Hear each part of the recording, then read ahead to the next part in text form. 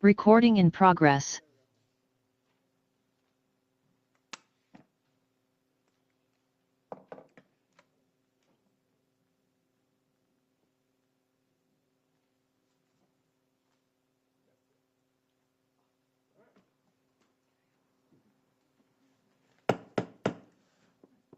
I would like to call this meeting to order. The time is 7:34. Councilwoman Ferguson, could you do the invocation, please? Good evening, everyone. Father God, we just give you the glory and we give you honor. We thank you for keeping us safe yet another day. We ask that you send forth your presence, your spirit, and your light and truth to organize and direct this meeting and the affairs of the city. Father God, I ask that you will release your love, your peace, and that your will be done. And we come against any ungodly strategies, spirits, and plans, and command them to be shaken out of position and aborted in Jesus' name. I ask that you bless all the attendees, the citizens of Glenarden, and all the participants in Jesus' name. Amen and amen. Amen. Madam Clerk, could you do the roll call, please? Sure. Councilwoman Fareed.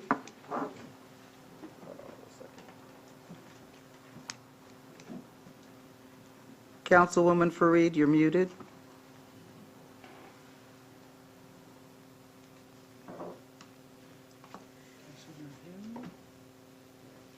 I'll move on. Councilwoman Guillaume.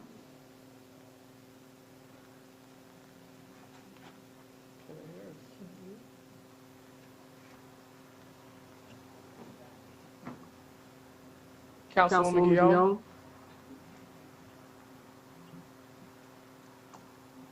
Here. Okay. Councilman Herring. Here. Councilman Hairston. Here. Councilwoman Fareed. Here. Councilwoman Jones. Here. Vice President Ferguson. Here. And Council President Curtis. Here. There's a quorum. Is there a motion to adopt the agenda? So moved. Is there a second? Second. Any discussion?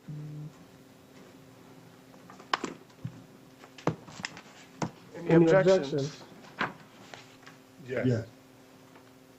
Councilman Herring? The Director of Public Works by C91 agenda department head for questions under reports. He does control the second largest budget in our city, so I'm not understanding why he's not on here for questions and answers. Thank you, Councilman Herring.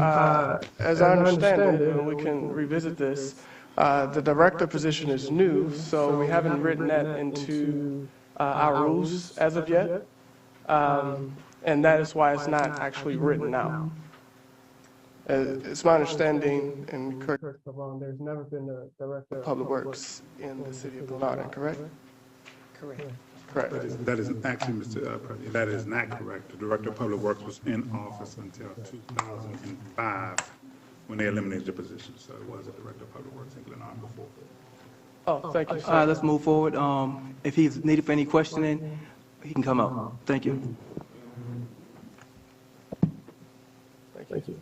Any other discussion? Hearing none, there's unanimous consent to the agenda, and the agenda is adopted.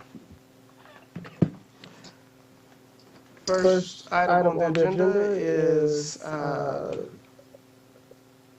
Delegate Jas Lewis, as he is discussing the proposed transfer of the liquor license for Glenarden Wine and Spirit to be in Woodmore Commons located in Bowie. Delegate Lewis, thank you for joining us. You can come to the mic so we can all hear you.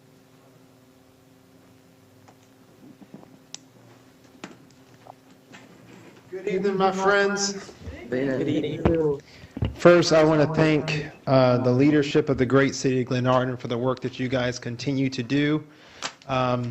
You all do a yeoman's job for the citizens here without a lot of fanfare and attention, and I appreciate you all. As a resident, long-term resident, but also as a friend in public service and sharing the same constituents, I want to start off by saying thank you. Same to the citizens who come out here every month and consistently are here to engage in the process. We can't hear nothing he's saying. I appreciate you. I am here because I stand in opposition to the liquor store transfer from the one part of our district to another part. Many of you all here who have followed me over my political career as your delegate has known that I have done a lot of work over the last couple of years to study liquor concentration in Prince George's County.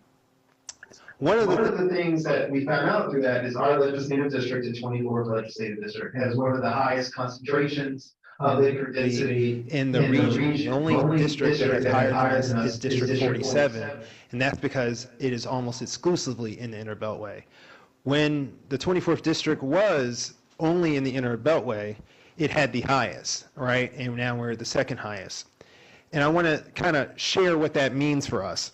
So in areas when there's an overconcentration of liquor store, and the way I define that is more than one liquor store within a mile, there are higher rates of acts of violence. This is not my opinion. This is research done by Johns Hopkins University. When there is a concentration of alcohol outlets within a quarter of a mile or a half a mile, upwards to a mile, and this was reported by the Recovery Research Institute in California, says that the drinking is heavier even for adolescents. I have a piece of legislation that I'm bringing to break up the concentration of liquor stores throughout the county, to no longer approach this from a legislative district by legislative district approach, which is what we've had to deal with, and move it towards a countywide strategy. What happened in the past was that most of the liquor stores congregated in the Inner Beltway because historically that's where the population was. Over time, the population in the county has moved outward into the Outer Beltway, not the Inner Beltway. But the liquor stores were locked in where they are because you can't transfer liquor stores across legislative district lines. So that means if you were oversaturated, you were locked in, okay? Even though we know that in Bowie, in Upper Marlboro, in Laurel, in Brandywine, we have a lot of developments that are coming on board, okay? Stores, such as the owners are here, if they wanted to transfer, they don't have the option of transferring to them. And I want to be clear also, I am not opposed to liquor store. I have nothing personally against any owner here or anywhere else. I have no relationship with any owner here or anywhere else. But what I am tired of is that the concentration in our district is having an impact on drug addiction and violence, and our residents come to me, and they come to Senator Benson, they come to Delegate Harrison consistently, figuring out what can we do about crime, what can we do about drugs, what can we do about the concentration of these stores in our district. So I am trying my best to put together a countywide strategy where over time, stores will be able to move wherever their money is good in the county, but not within another mile of another store. That way we start to lessen the density over time. I would love an option where the county could possibly purchase licenses from folks who are willing to exit the community and do another endeavor in order to break up that concentration. The southern part of our district, where I believe the owner currently is and want to move from, we have about 5 licenses within a mile radius. If we move this license, we will have 2 in less than a mile. Now, if we go just beyond that, look at about a mile and a half to 2 mile radius. We have plenty of others. When you get over to Lake Arbor, when you look over right here and you go down MLK, we have plenty in abundance already, okay? But having two within walking distance, I don't think is leading towards the change that we want to see in this community. The last thing I'll leave you with is, I didn't know how the community would respond when I put out the petition. I really didn't. I knew that this is something I've been focused on because my father struggled from substance abuse and I grew up here, and I have plenty memories of going to the drive-thru liquor stores and having to throw my father's beer bottles out the window and get my tail beat for it, because I understand how addiction works in black communities, okay? I put that petition out there, and 1,300 people in this community signed on to that petition. Now, some of them may be coming next week when we go to the Board of License Commissioners to stand with us, and some of them may just be living their name. But that typically doesn't happen. That 1,300 people stand up and say, this is something that we don't want. Nothing against any owner, but this isn't what we want to see in our neighborhood and our community. Thank you guys for hearing me, and I'm open to any questions. Thank you, Delegate Lewis. One question I did have, if we want to stand with you and oppose the liquor store, what should we do? So the first thing you can do, you can message the Board of License Commissioners. There's going to be a hearing next week asking to speak, or you can send written testimony or attend with us. All that would be great. The lowest hanging fruit thing you could do is sign our petition, which I will email to you all if you want to share that. I know a number of you have signed on, and I thank you for that as well. Thank you. And when is the hearing? It is next Tuesday. Let me get the exact time. That's right. Tuesday, February 28th. 28th at 10 a.m. Yep. And there's a Zoom option. Okay. Exclusively Zoom. I'll get that to you. And for citizens who are listening online, to register to testify at this hearing, you could email B as in black, L as in Larry, C as in country at co.pg.md.us.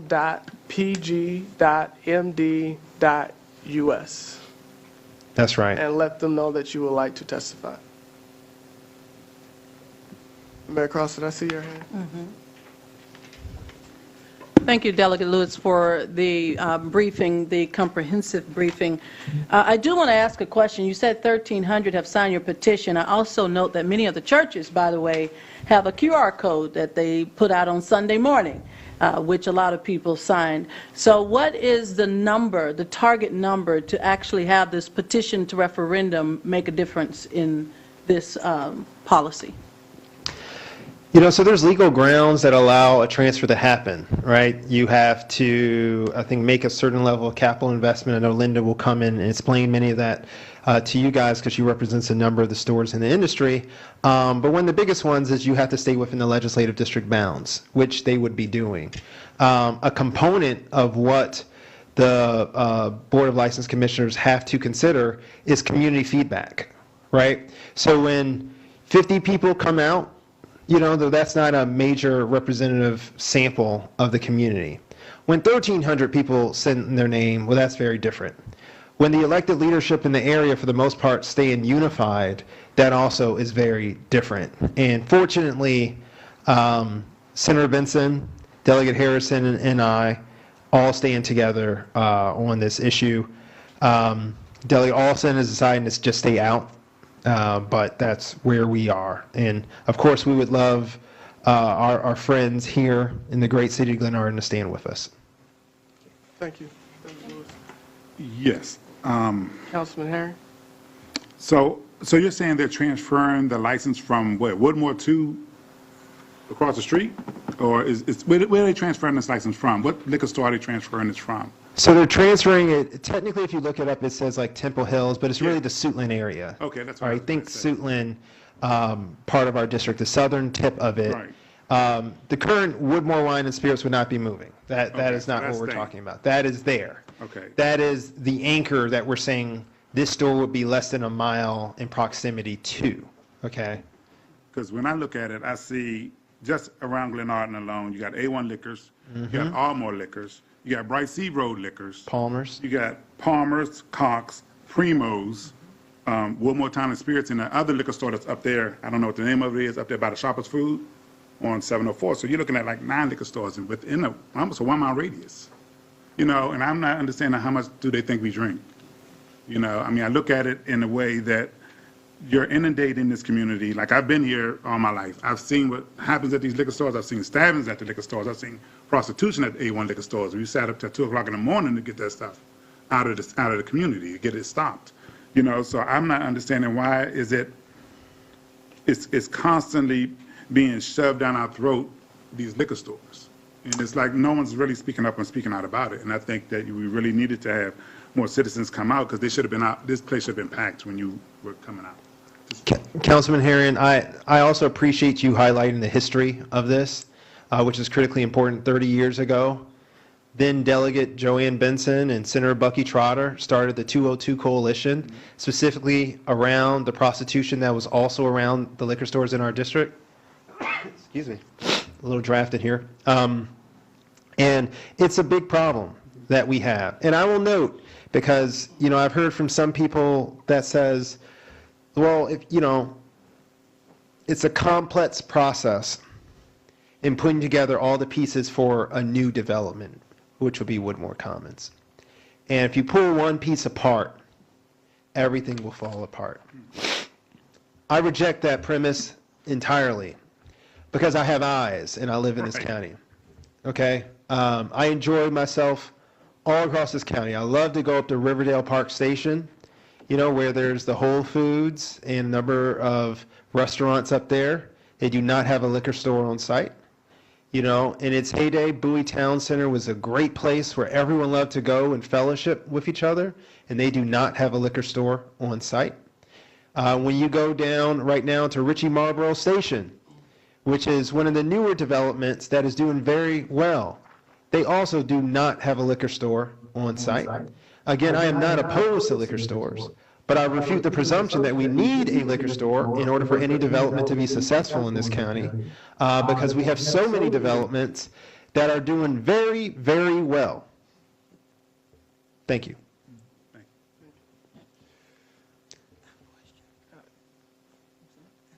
Oh, sorry. Councilwoman Jones. Delegate Lewis, my question is this. Thank you so much for coming and sharing this information with the city of Glenarden. But my question is this, and the thing that I absolutely oppose. This liquor store will be located in Woodmore Commons, which is an annexed property of the municipality of Bowie. We are in the city of Glenarden. How in the world did they get to name a liquor store, Glenarden Wine and Spirits, when it's not even in Glenarden? We will not reap the benefits from that anywhere all the way around. If we're not even going to receive taxes, like with the Woodmore Wine and Spirits, we receive tax money from that. We won't receive, I mean, overall in the county, they will. But as far as the municipality, the city of Glenarden, we won't reap any benefits from that at all, except having our name on something that most of us adamantly oppose. How do they choose? How are they choosing names to put on these establishments? I will respectfully reserve that question for Ms. Carter, and then when they come to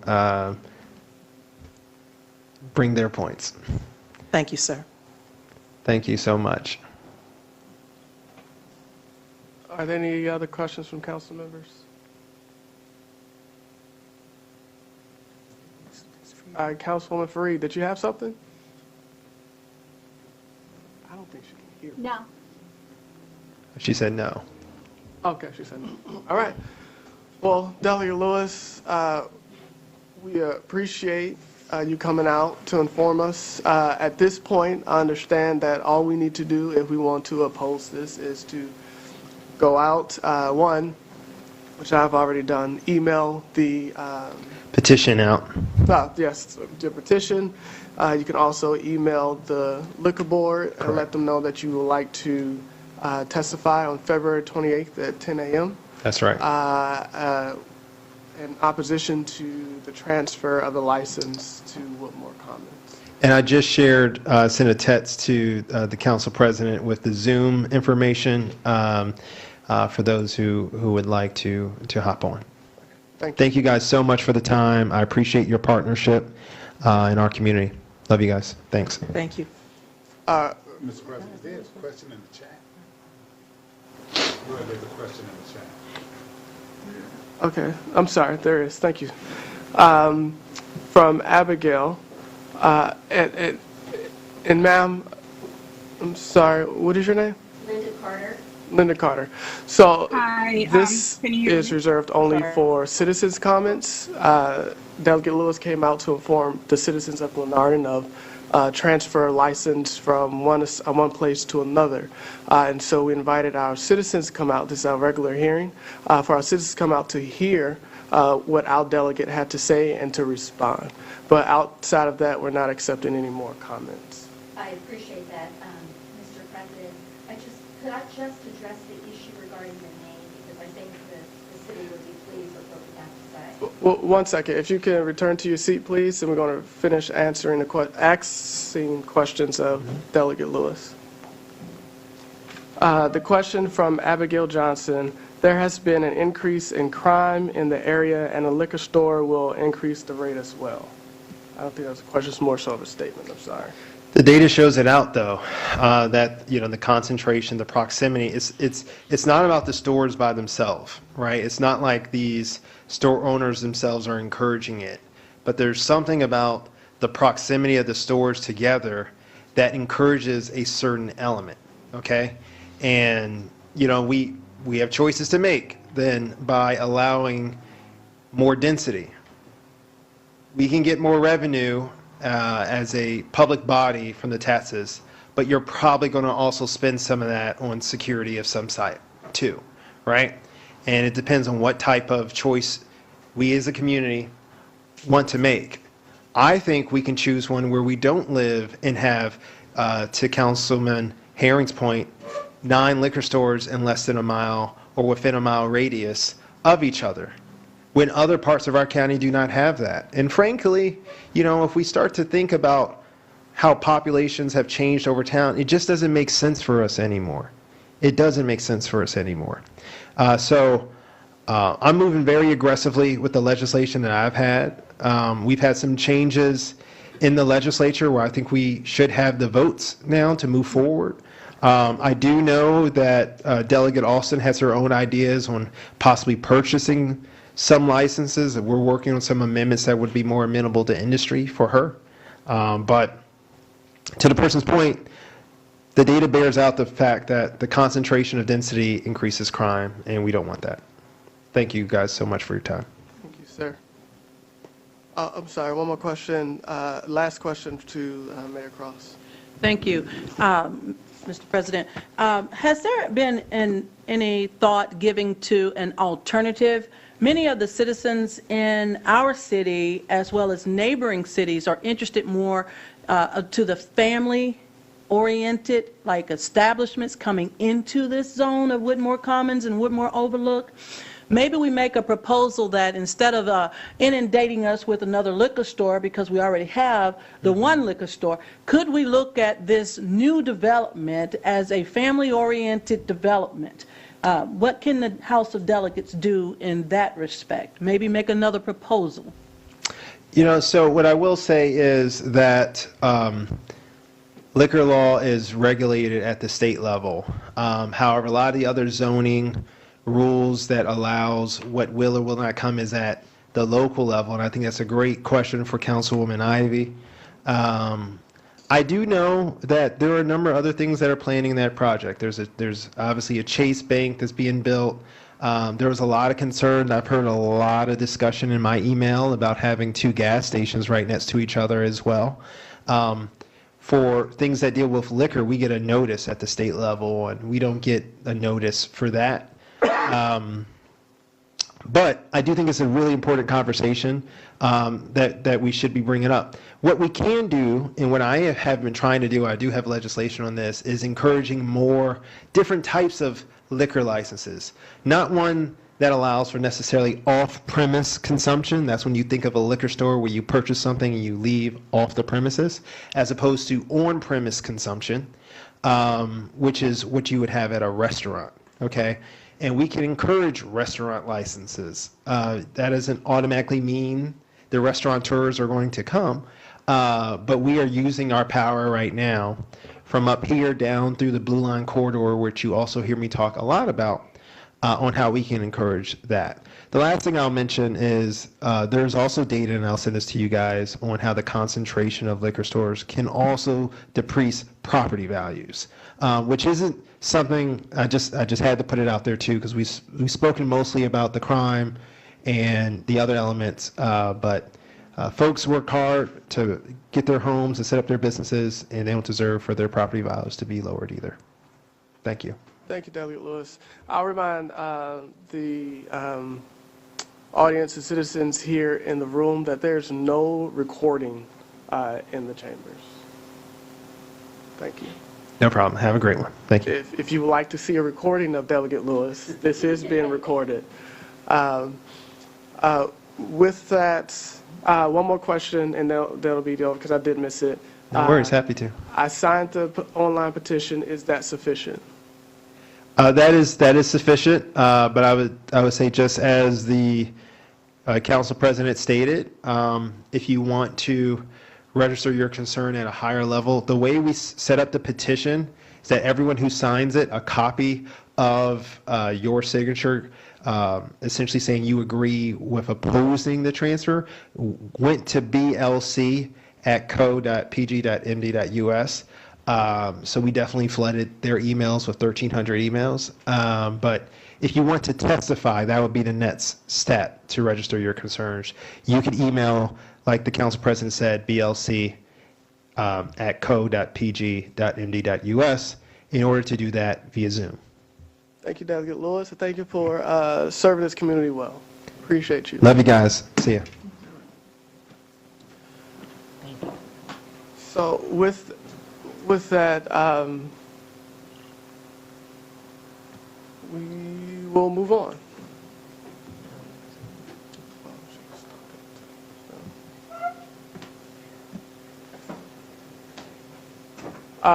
Ma'am, 2 minutes. Thank you so much, Mr. And just as it relates to the name. Absolutely. Thank you so much. And first and foremost, my name is Linda Carter, and I'm here on behalf of the applicant for the license. And I know that we have offended, and we are very apologetic about having done so, the city in connection with the name. When my client first began negotiations with the landlord and the manager for the property, Heritage Partners, this is the site plan of the property that he was provided, and it says Woodmore Commons, Glenarden, Maryland. There was never an intent to usurp this city's name in any way, shape, or form, but at the time negotiations began and the name was chosen, my client was under the impression that this was in fact Glenarden, it may not have been the incorporated portion of the city, but he truly believed that it was part of Glenarden proper. So our deepest apologies. We have submitted a name to the landlord that we are hoping will be approved by tomorrow, and we will be releasing that name publicly within the next day. Thank you. Thank you so much. We appreciate your time. All right. Moving on to the next item in our agenda. As stated in the work session, the council was provided the meeting minutes from January 9th, the work session, the January 17th public hearing, and January 23rd regular session. Are there any adjustments or edits needed for any of the three meetings mentioned? Any objections to it being put in the record? Yes, Mr. President, I'd like to ask for a voice vote. Thank you. Madam Clerk, could you do a voice vote to accept the meeting minutes? Councilwoman Fareed, Yes. Councilwoman Guion, Yes. I'm sorry. Councilwoman Guion. Yes. Thank you. Excuse me, Councilman Hairston, Yes. Councilman Herring, Staying. Councilwoman Jones, Yes. Council Vice President Ferguson, Yes. and Council President Curtis. Yes. Motion carries. All right, the minutes are adopted. Thank you. Next on the agenda is legislation. We'll start off with legislation O-05-2023, an ordinance to amend Chapter 16 Ethics. Madam Clerk.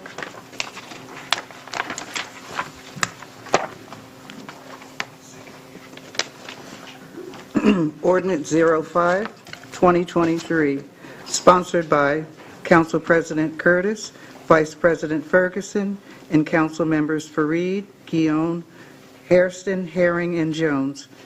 The first public hearing was January 17th, and the second was February 14th. The first reading was January 23rd, and this is the second reading. Excuse me, an ordinance to amend Chapter 16 Ethics.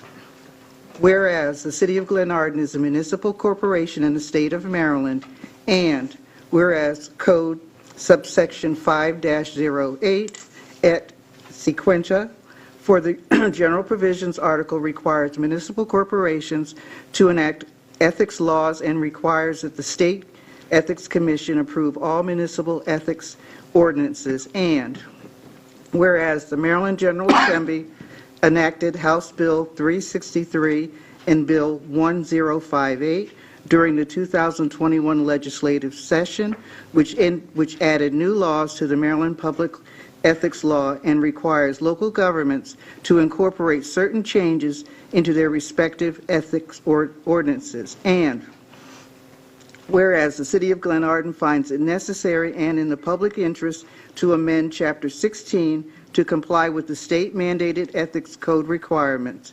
Now, therefore, be it ordained by the City Council of Glenarden, Maryland, sitting in regular session on the 21st day of February 2023, that, number 1, Chapter 16, subsection 16-4, definitions, be and hereby amended to read as follows. Subsection 16-4, definitions. In this chapter, the following terms have the meanings indicated. Quasi-governmental entity, an entity that is created by the state statute, that performs a public function, and that is supported in the whole or in part by the state, but is managed privately. Number 2, Chapter 16, subsection 16-6, conflicts of interest. Be and hereby amended to read as follows. Conflicts of interest. Part G, solicitation and acceptance of gifts.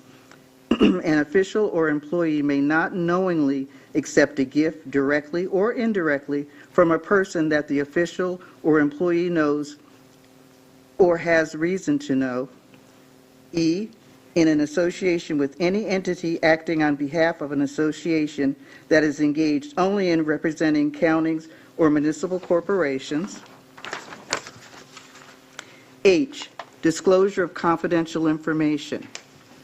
Other than the discharge of official duties, an official or employee or former official or employee may not disclose or use confidential information that the official or employee acquired by reason of the official or employee's public position or former public position and is not available to the public for the economic benefit of an official or employees or that of another person.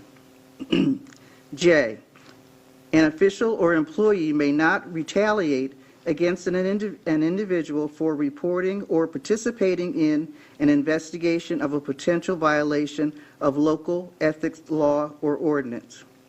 Number 3, Chapter 16, subsection 16-7, financial disclosure. The local elected officials and candidates to be local elected officials be and is hereby amended to read as follows. Subsection 16-7, financial disclosure. Local elected officials and candidates may be local elected officials. Number D, public record. Number 5, the commission or office designated by the commission shall not provide public access to the information related to consideration received from A, the University of Maryland Medical System, B, a governmental entity of the state or local government in the state, or C, a quasi-government entity of the state or local government in the state. F, an individual who is required to disclose the name of a business under this section shall disclose any other names that the business is trading as or doing business as. F and G, contents of statement. Number 4, gifts. A statement filed under this section shall include a schedule of each of the gifts in excess of $20 in value or a series of gifts totaling $100 or more receiving during the reporting period or on behalf of, directly or indirectly, any one person who does business or is regulated by the city or from an association or another entity acting on behalf of an association that is engaged only in representing counties or municipal corporations. 9, relationship with the University of Maryland Medical System, state or local government, or quasi-government entity.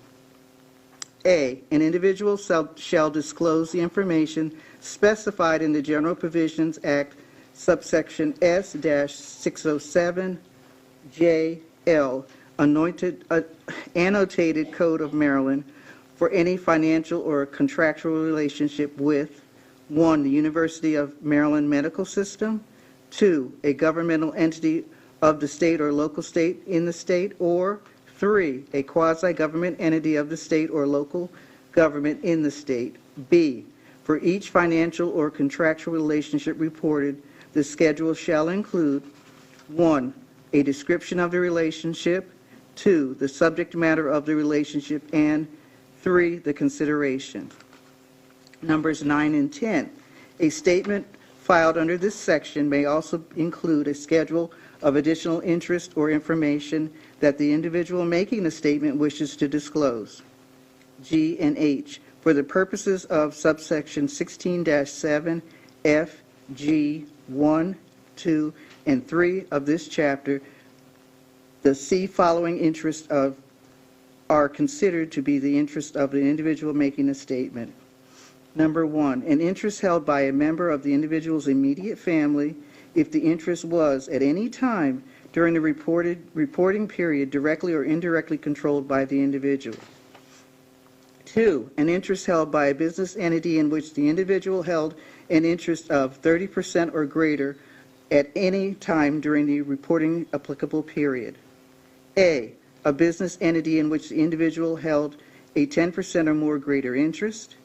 B, a business entity described in Section A of this subsection in which the business entity held a 25% or greater interest.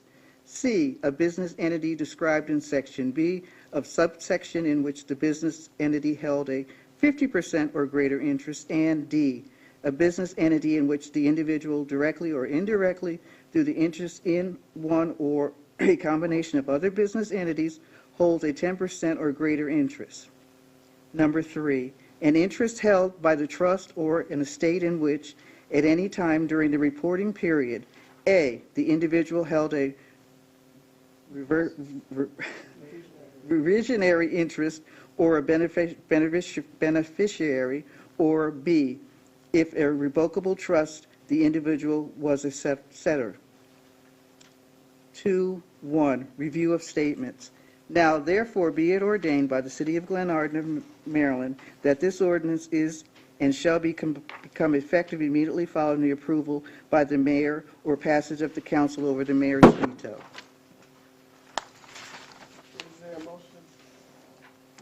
Is there a motion to bring this ordinance to the floor for a vote? So moved. Is Is there a second? Second.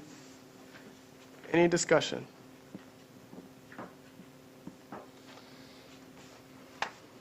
Hearing none, Madam Clerk? Councilwoman Fareed, Yes. Councilwoman Guion, Yes. Councilman Hairston, Yes. Councilman Herring, Abstain. Councilwoman Jones, Yes. Council Vice President Ferguson, Yes. and Council President Curtis. Yes. Vote carries 6 yeses and 1 abstention. Thank you. Next up, a resolution authorizing, R-25-2023, a resolution authorizing a contract with Global Public Safety LLC for the purchase of outfitting 2 police cars. Madam Clerk? Okay, sorry, I wasn't ready. Resolution 25-2023. Sponsor is President Curtis, co-sponsor at the request of the administration. The public hearing was February 14th. The regular session is now February 21st, and was introduced on February 6th. A resolution authorizing a contract with Global Public Safety LLC for the purchase of outfitting 2 police vehicles.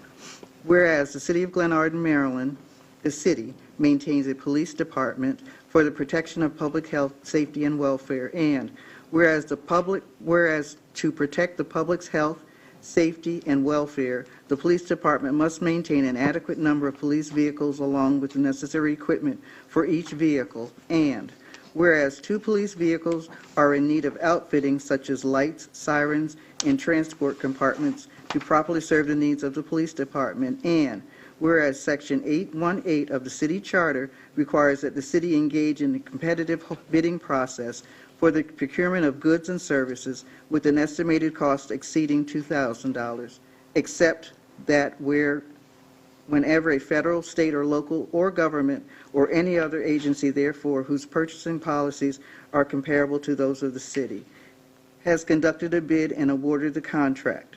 The city may purchase by contract the bid item at the bid price from a successful bidder, subject to the approval of the mayor and council. And whereas the state of Maryland has conducted a competitive bidding process and awarded a contract to Global Public Safety LLC for the purchase of equipment for the police vehicles, State of Maryland BPO number 001B8400207, and whereas the State of Maryland's purchasing policies are comparable to those of the city, whereas Section 818B of the city charter has been satisfied to justify the waiver of the competitive bidding process required by Section 818A of the city charter.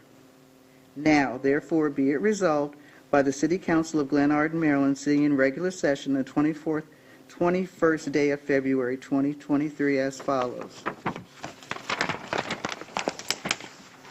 1, that the mayor be and is hereby authorized to sign a contract with Global Public Safety, LLC, for the equipment listed in Exhibit A, 2 cars, and in a total amount of $48,035, provided that the authorization to enter into said contract be and hereby contingent upon the City Council's authorization. 2, payment for the vehicle shall be made from line item 8367-30-80-10, support equipment, police department, under capital project function within the fiscal budget, and this resolution shall take effect immediately upon passage. All right. Is there a motion to bring this resolution to the floor for a vote? So move. Is there a second? Second. Any discussion?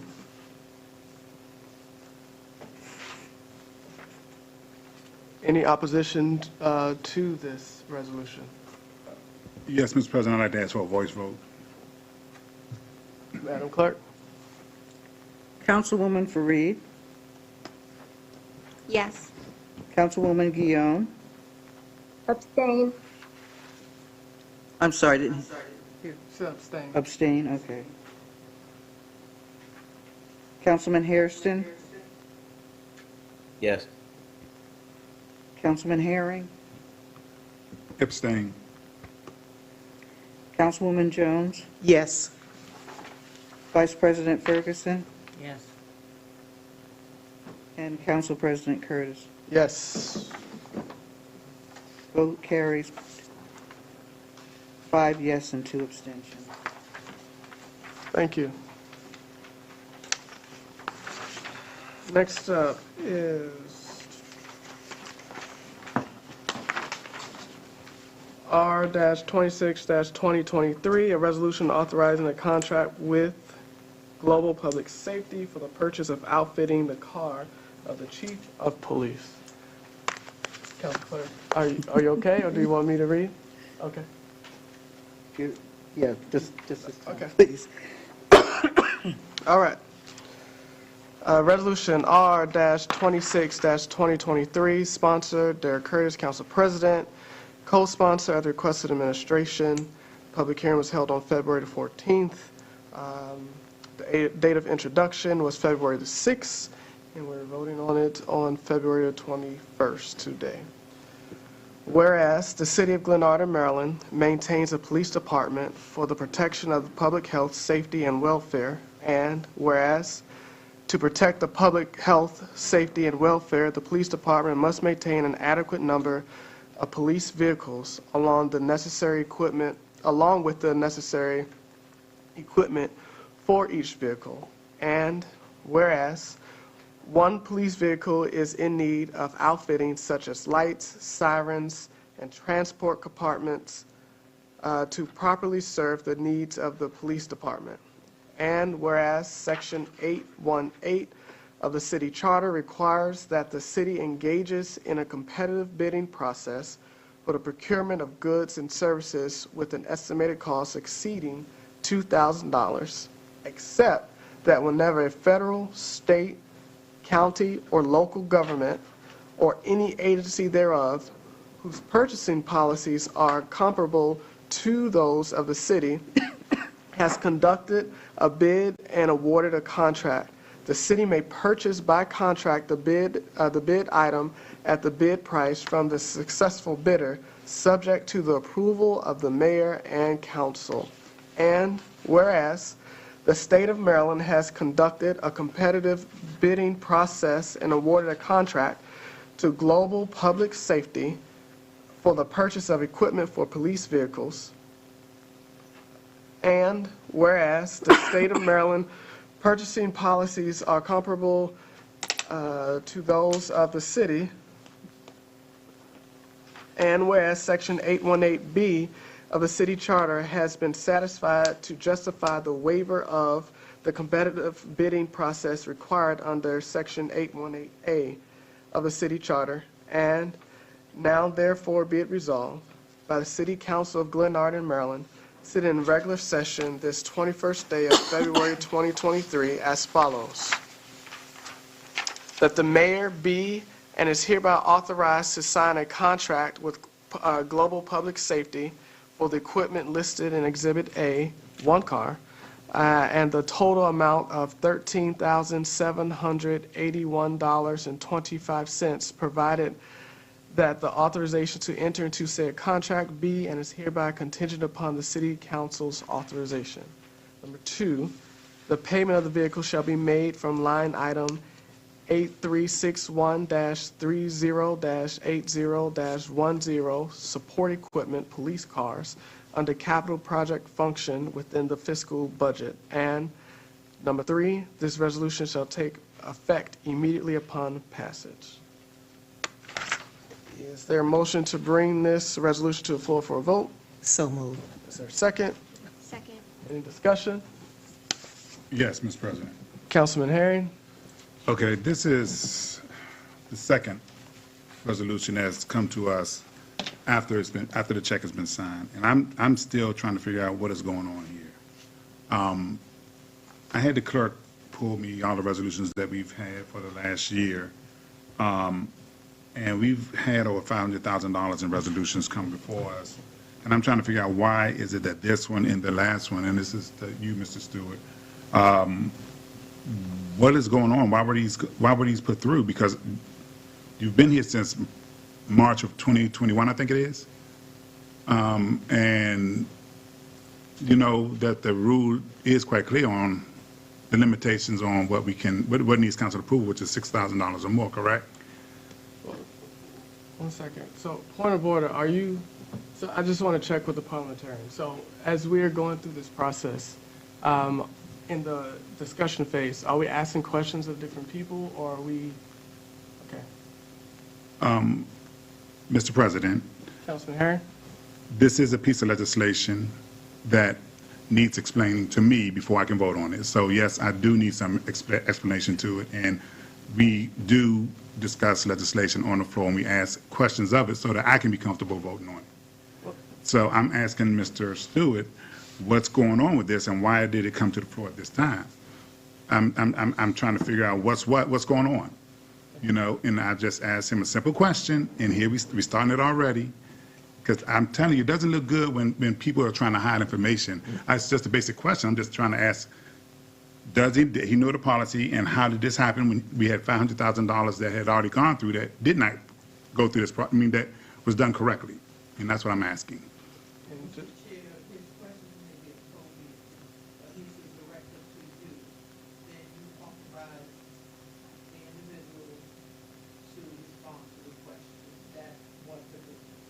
Thank you. Treasurer Stewart, could you please respond to Councilman Herring's question? Sure. So, Mr. Herring, I told you before that the procurement policy, or the lack of a procurement policy, has caused this to happen. The cars were ordered.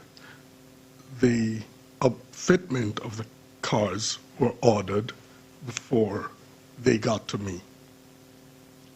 After they have gotten to me, I am finding out what's happening. Then I ask for resolutions to be done. During that time, those vendors are waiting to be paid. They have gone over 90 days without payment. And it is the responsibility of the Treasury to ensure that the credit, the full faith and credit of the city is held to the highest level. Given that, I had to prepare the check to resolve that debt that the city was in. After that, we are now putting in policies and procedures in place to ensure that that event does not recur. Now, you stated that these policies and procedures that I've been putting through cannot be passed unless it goes through the council.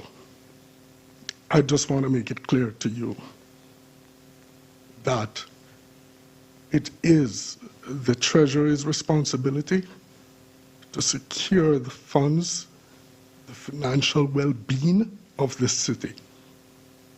And that's where I'm standing when I look at the auditor's report, especially the responsibility of the managers. We have the right to prepare policies, internal controls, to secure the financial well-being of this city. Given that, I hope it answers your question. Actually, it does not.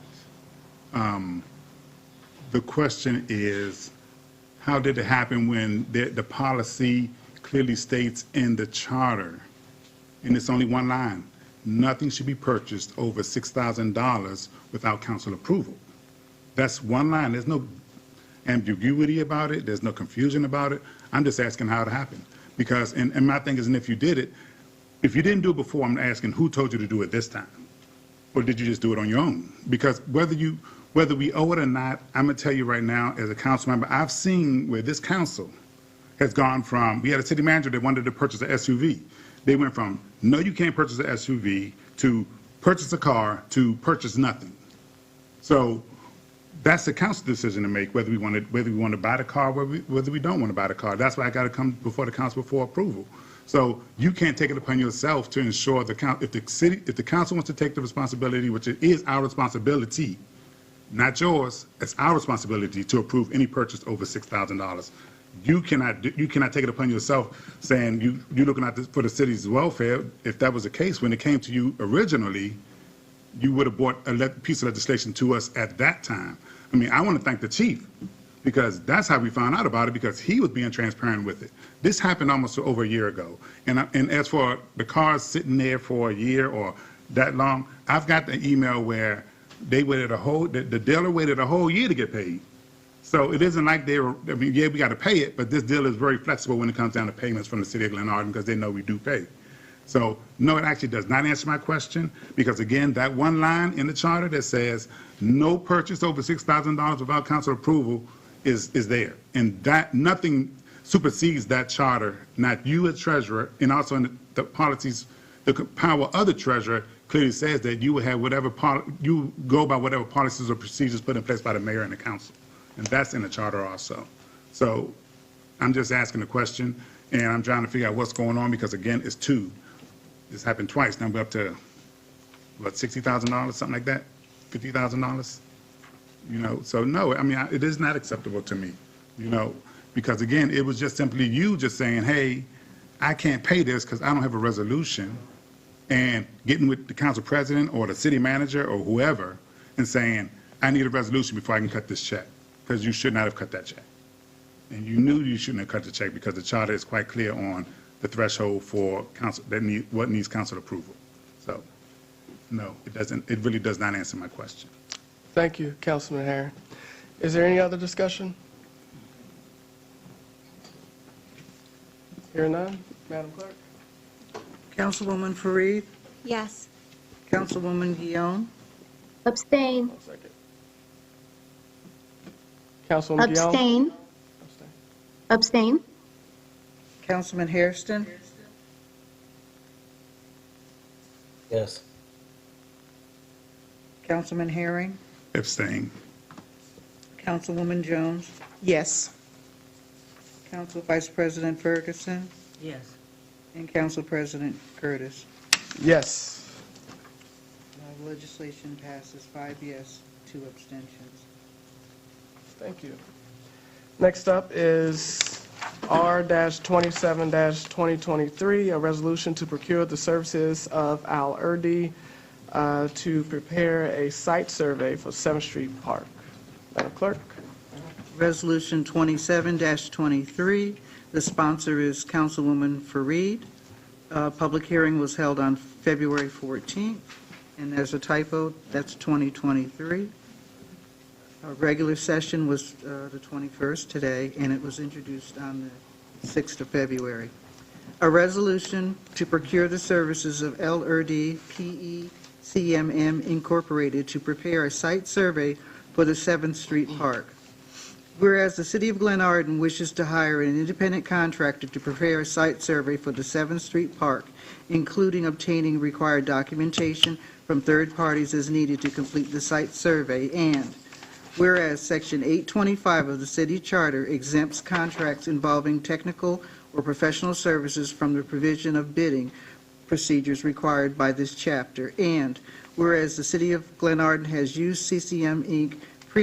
previously for the site survey for the MLK Park, and whereas these services, subject to review of the city attorney and its submitted proposal attached here to as an Exhibit A for the council final approval, and now, therefore, be it resolved by the City Council of the City of Glenarden, sitting in regular session on the 21st day of February 2023 as follows.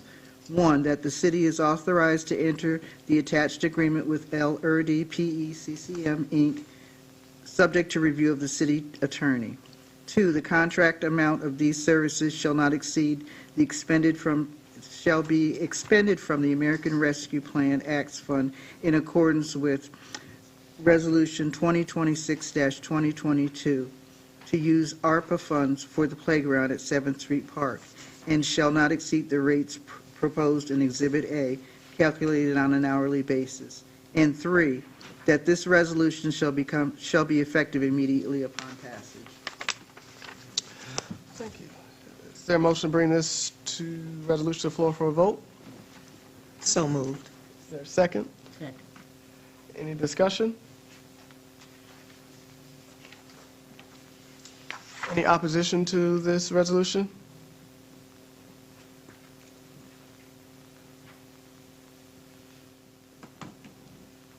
Hearing none, there's unanimous consent, and this resolution is adopted.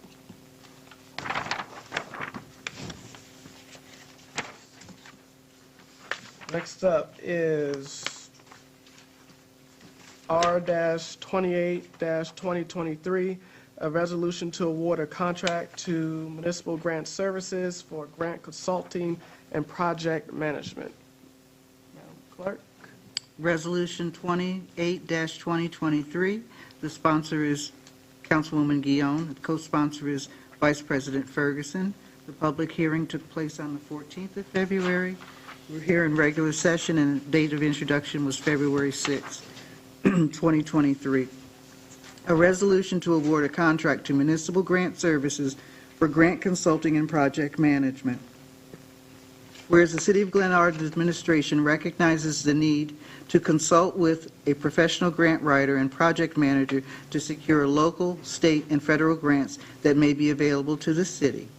Whereas the Municipal Grant Services has shown to be the most responsive bidder, and whereas the City of Glenarden administration staff has negotiated a contract with the Municipal Grant Services, a copy of which is attached as Exhibit A, and whereas pursuant to the contract, Municipal Grant Services will provide local, state, federal, or other grant source consulting, drafting, monitoring, and project management for the set price of $3,750 per month. Whereas, in accordance with Charter Section 823, the administration recommends that it is in the public's best interest that the consultant agreement with Municipal Grant Services in substantially the form as attached be approved by the City Council, and that the mayor or council president be authorized to sign on behalf of the city. Now, therefore, be it resolved by the City Council of Glenarden, sitting in regular session on this 21st day of February 2023 as follows. 1. The consultant agreement in substantially the form as attached as Exhibit A, B, and is hereby approved. 2. That the mayor or council president be and is authorized to sign the consultant agreement in substantially the form as attached. 3. Payment for services that shall be taken from the American Rescue Plan line item 20-38-10-7130. And 4. The resolution shall take effect immediately upon passage. Thank you, Madam Clerk. Is there a motion to bring this resolution to the floor for a vote? So moved. Is there a second? Second. Any discussion? Yes, Mr. President. Councilman Harry? So, Chief, so the rate is still at $37.50? I'm sorry, just getting for the parliamentarian rules that the presiding officer has to address the questions. City Manager Bryant, could you please respond to Councilman Harris' question? Yes, good evening. To my knowledge, yes, it is.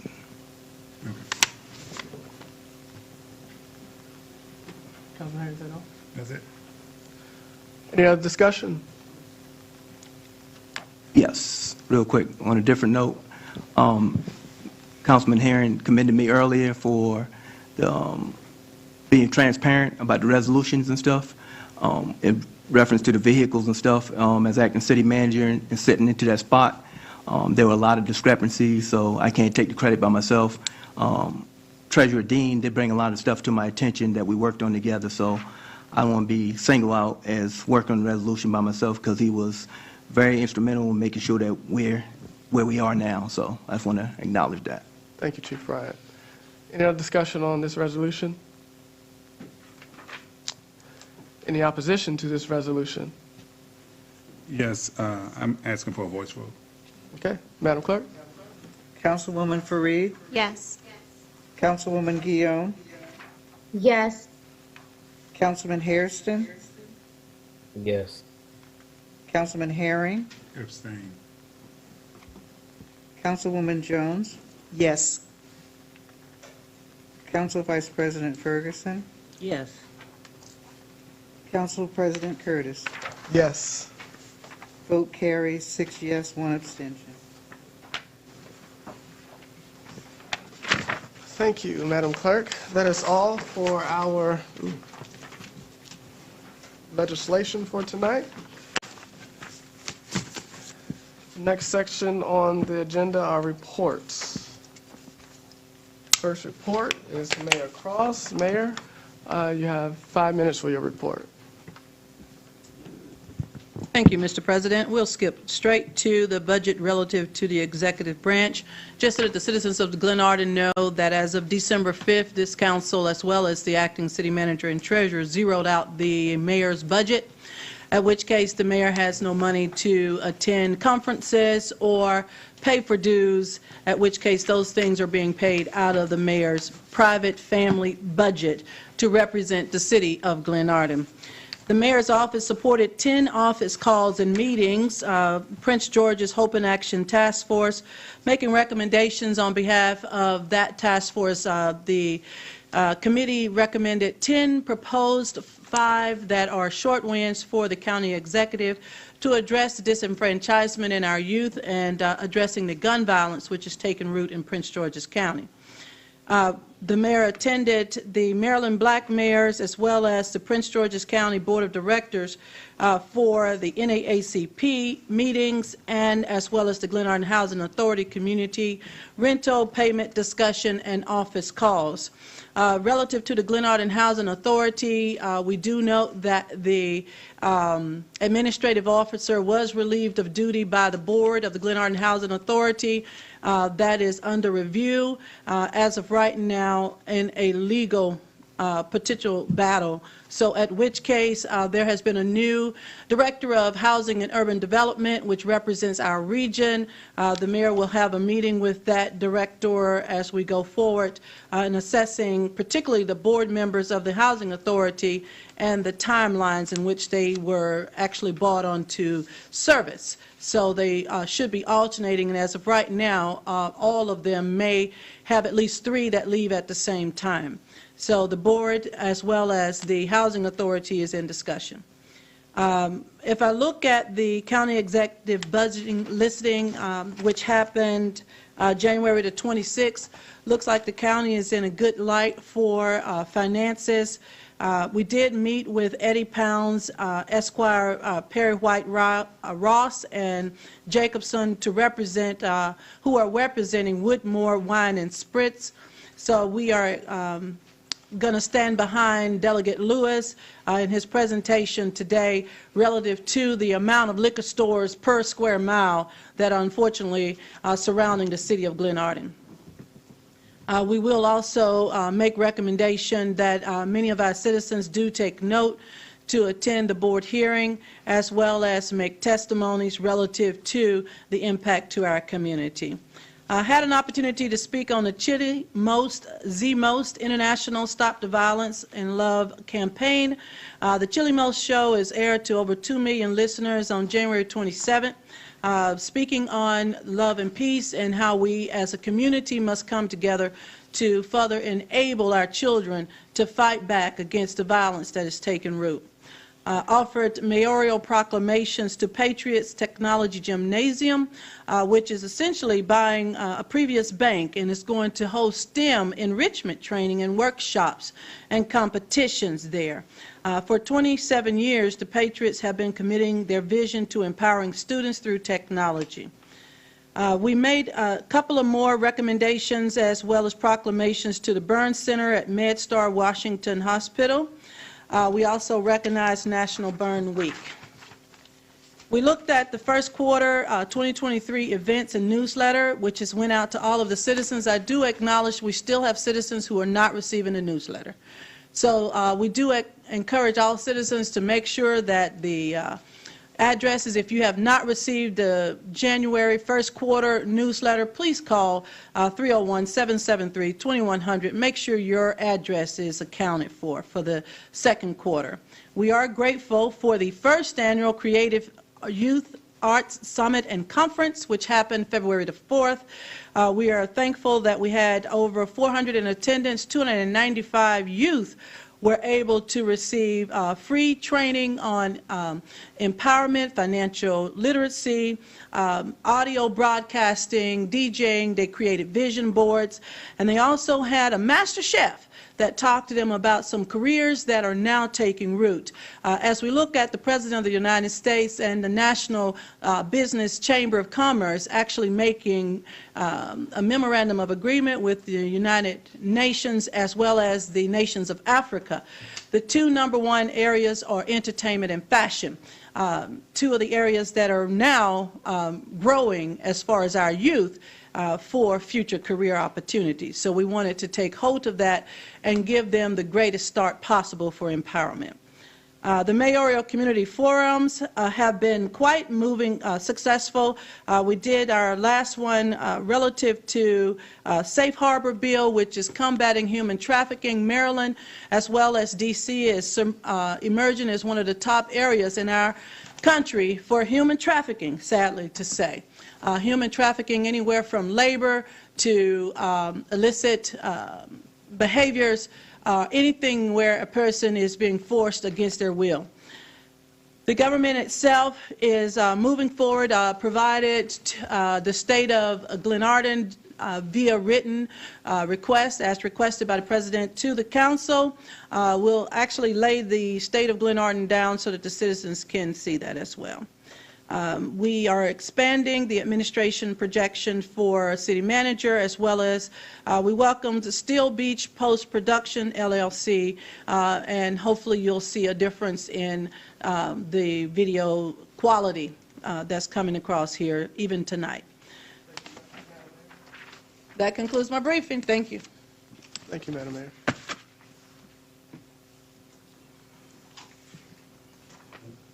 Next up is the acting city manager report. City manager. Good evening, everyone. Chief Bryant, acting city manager and chief of police. I'm sorry, and 5 minutes to you, sir. Okay, well, I'll make it real quick. Acting city manager for the past 4 months. We've been making various strides to ensure that we are moving forward as a city. I think that's the mayor's slogan. But to address some issues and concerns that I have, being in this position for 4 months, I have to bring it to the table now. Most people know my resume states and that I've been with D.C. Police Department for 29 years. During that time, I served with 6 different mayors. What baffles me is that this great city with a mayor, intelligent mayor, intelligent council members, a thriving community, and administrative staff that's working above and beyond, that we have to deal with the situation with our current mayor. We have, if you look at her report, I see in this report that she has several things highlighted that are untruths about the city treasurer, myself as acting city manager, chief of police, and the city council, to pretty much say that we're in cahoots against her.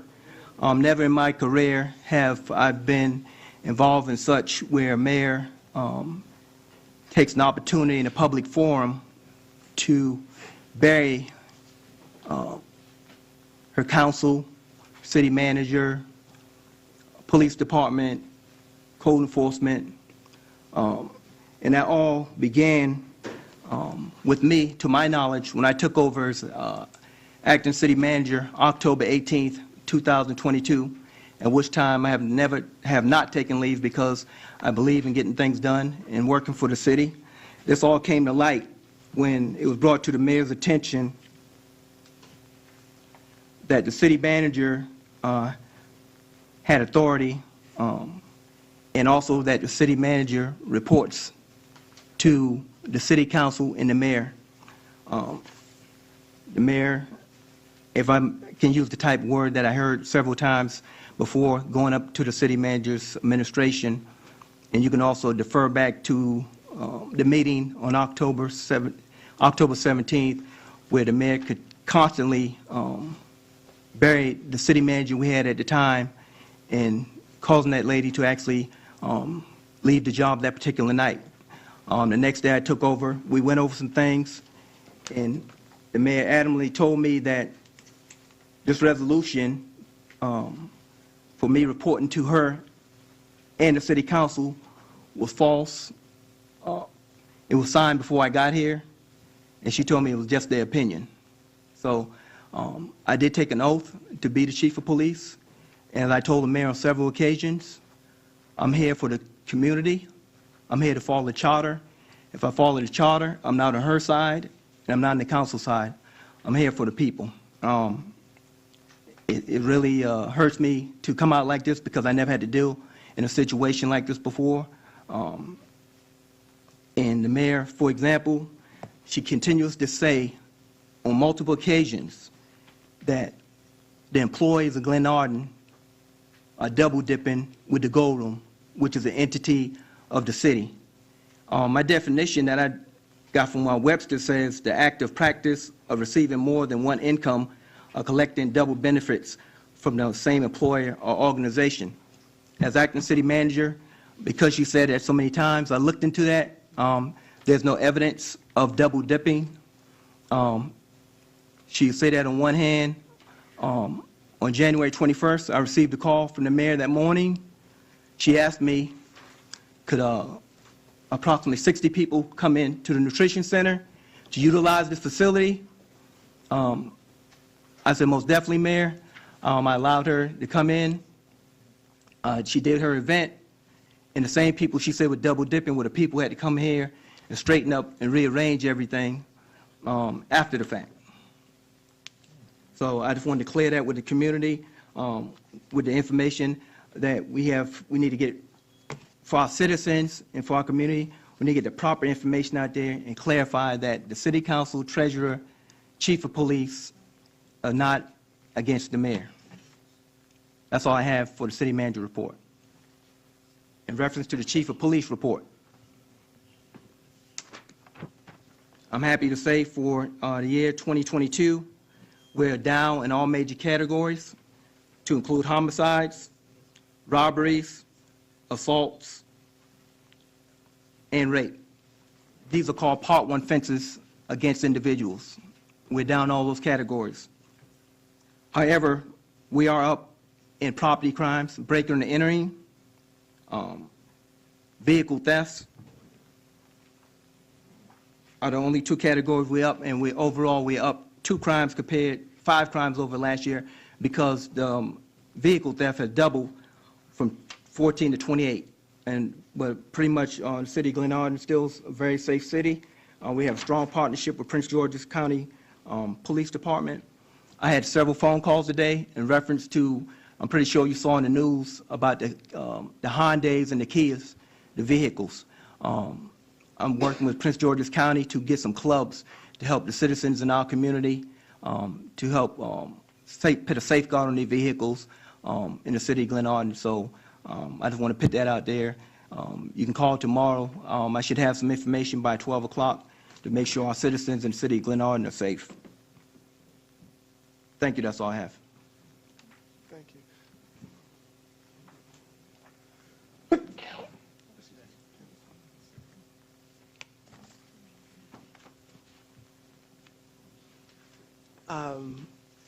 Sorry. Thank you, Chief Bryant. Next up is the treasurer's report. Treasurer Stewart, you have 3 minutes. I'll go as quick as possible. This is the City Treasurer's report for the month of December 2022. Financial highlights. During the month of December, revenue was $5,383,028. Expenses were $2,902,736. Where revenue I'm sorry, exceed one expenses. second. Point of order. Mayor Cross, if you can not speak out while the treasurer is doing his report. When your report was read, everyone was listening. When back to city manager's report was read, everyone was listening. No one interrupted with words that says trash and laughing. So could you please refrain? This is your first warning. The next one you will be removed from council chambers. Thank you. City manager, I'm sorry. City treasurer, please continue. Thank you, sir. So therefore, for the month of December, revenues exceed expenses by $2,480,292. Property tax, real property tax collections for December was $112,433. The amount actually received was really $112,000, whereas special assessment were collected for $20,000. So in total, real property tax was $92,195. For general fund, we received $3,144,281, where local taxes was $2,451,652.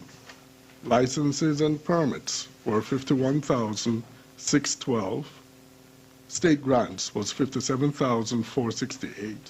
Service charges were $498,877, and other financial sources were $84,672. For the gold room receipts, we received $1,055 as compared to last year where we received $3,180. For the cash update, the city's cash balance remains sufficient to pay all outstanding bills as they become due. Current bank account balances as of February 2nd, 2023, the main account had $12,031,723,000. Forbearance had $7,078,000. Had $7,078. The gold room account had $139,798. I'm sorry. Block grant had $4,198,000. So that be it. I mean, if you close, you go ahead and close it out if you. Okay, so the block grant has 4,198.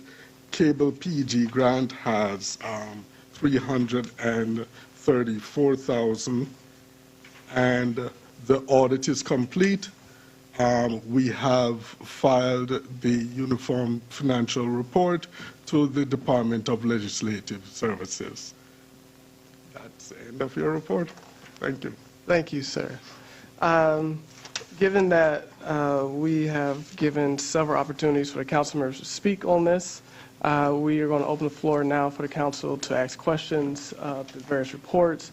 But council members are held to 3 minutes, please, if there are any questions. Councilwoman Jones. I'm sorry, I want to make a statement. I wanted to retract the statement I made earlier to Chief Regis Bryant concerning the Public Works Director. Yes, we did have a Public Works Director, Mr. Cedric Brown, but he was, I don't ever remember a time that he ever even had to come to the meetings or give a report. The city manager always presented any report or answered any questions that concerned Public Works at that time. Thank you. Thank you. In reference to that, as I told the council, told the community and the public, we are transparent. So if anybody do have a question for our Director of Public Works, who's doing an outstanding job, We have no problem with that. I just ask, if you have a list of bad things, make sure you add the good things in reference to it also, because it's not all bad. So I appreciate that. So we are welcome for questions, and the director is available for questioning. Thank you. Thank you. Thank you. Just a point of order. As you all know, we hired a parliamentarian to help us with our proceedings and things of that nature. I asked for all members up on this podium to, if they have anything that they want to say, to address the chair. The chair can recognize you. Outside of that, the section we're on now is city council comments, and we'll keep with that. All right.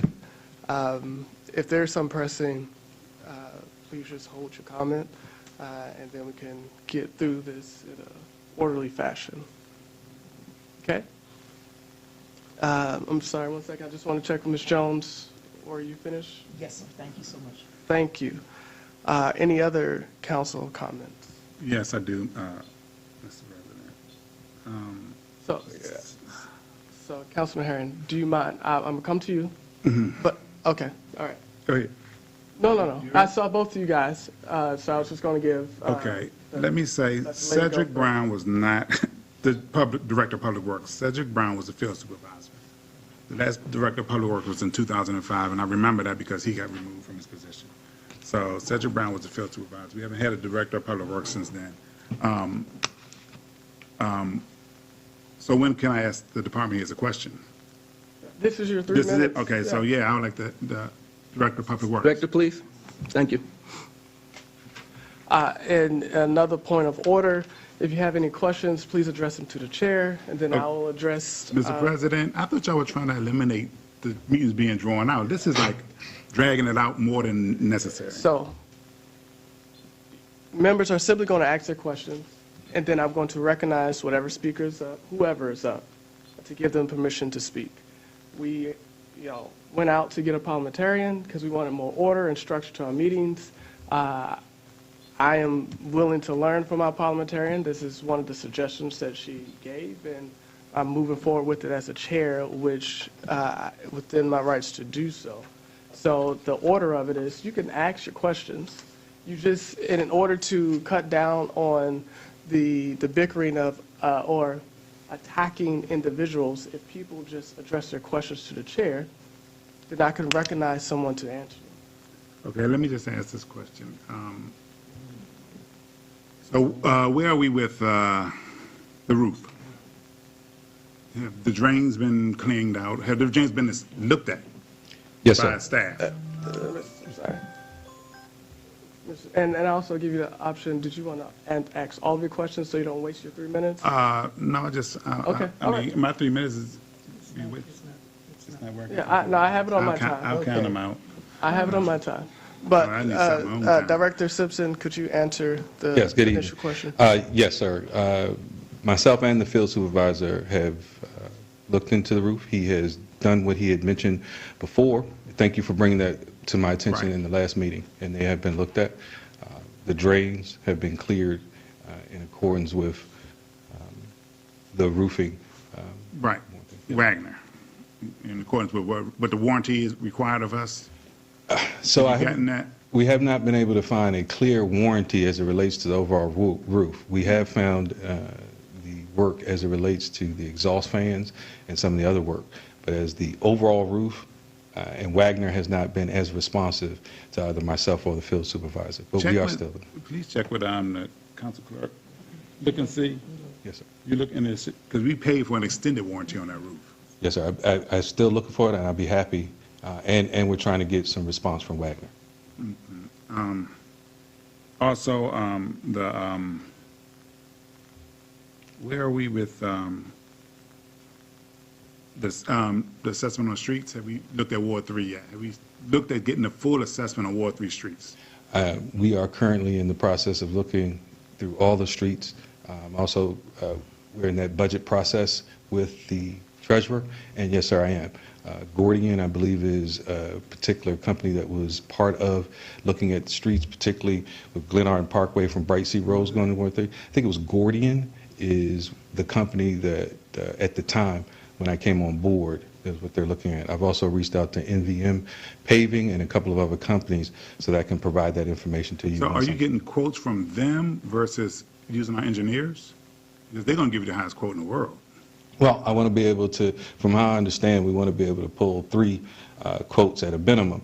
From what I've also been told is that Gordian we can piggyback on what they're able to do through the state. But I'm still getting some clarification on that, and I'll definitely be able to provide you with clarity on what's going on with each ward as it relates to the paving of the streets and the calming devices that you brought to my attention at the last meeting. Yeah, that was my last question about the common devices. Did you get the resolution from the clerk? No, not for the common devices, but I'll make sure. Send them the resolution for the speed bump. Councilwoman Ferguson, myself, and Hairston have, and I guess you got a dollar amount in there so that you know what you're working with. I appreciate that. Thank you. All right. Thanks a lot. Is that all, Councilman? Yeah, I don't want to go with my time because I don't want to get marched out of here. Let's go. Thank you, Councilman Harris. Councilwoman Guillaume, Councilwoman Fareed. Thank you, Council President. My question is to the mayor. My question is regarding the development at Wilmore Town Center, the turnover of the streets to the city. We need to know the status of that, as a number of our resolutions, or ordinances rather, particularly the one around street parking, are going to be impacted by the streets in Wilmore Town Center.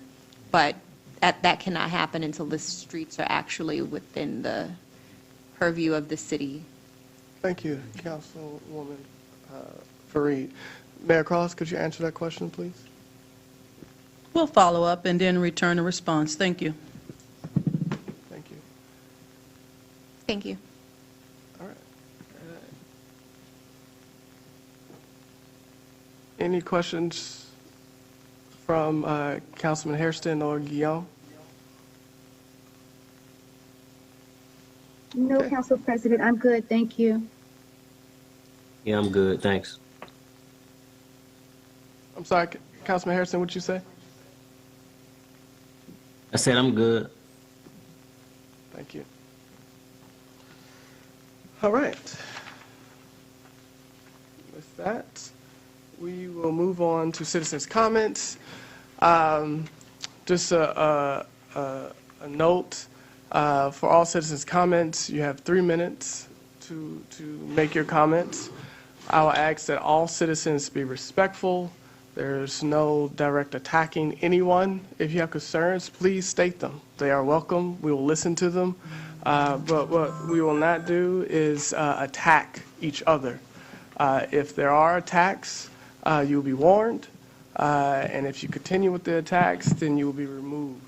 Again, it is not my desire to remove anyone from council chambers or to prevent anyone from speaking, but we want to make sure that we're professional and that we are respectful of everyone. So it's what our community look for in organized professional meetings. So with that, we will open the floor to citizens' comments. When you come up, please state your name. If you're in the room, please state your name. Well, one, please raise your hand. I'll call on you. When you get to the podium, please state your name, and then you can start your 3 minutes. If you are online, please raise your virtual hand, and then I will get to you when I can. Or you could post a note in the chat to let me know that you would like to speak, and I will call on you when the time is correct, when your time is, to speak. Point of order, Mr. President. Councilman Harry? Yes, the rules were amended to give citizens 5 minutes on R-16/2022. It was amended to give each citizen 5 minutes per comment period. Section 3B1-1B. Do you have a copy of that? Top.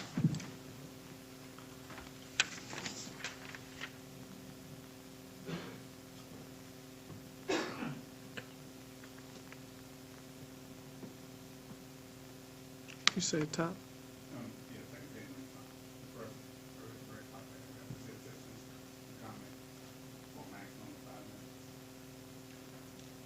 Correct. So in the rules, citizens can have up to 5 minutes if the presiding officer says it's 5 minutes. They can also have 3 minutes. Where does it say that? It doesn't say It does not say that that every citizen has to have 5 minutes. The maximum is 5 minutes. Okay, now, originally when that legislation came up, it was to give citizens 5 minutes to speak. And it says you can give them additional time if you want to, but it didn't say you can shorten the time. You can give them additional time up to the mic, but they only get one time in addition if you choose to give them additional. But it does not say that it's up to a maximum of 5 minutes. It says they should have a maximum of 5 minutes. That's fine. I will consult with our parliamentarian. I mean,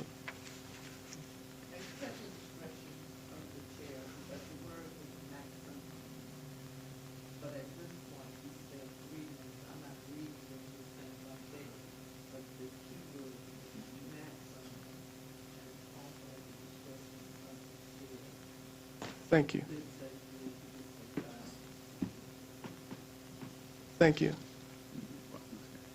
So with that, citizens have 3 minutes. Ms. Smallwood.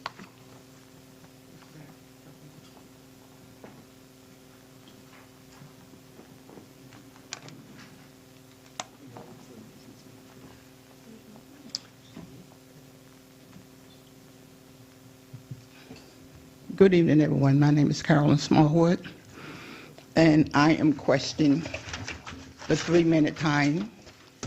And in the draft of council rules, you go through page 4, section C.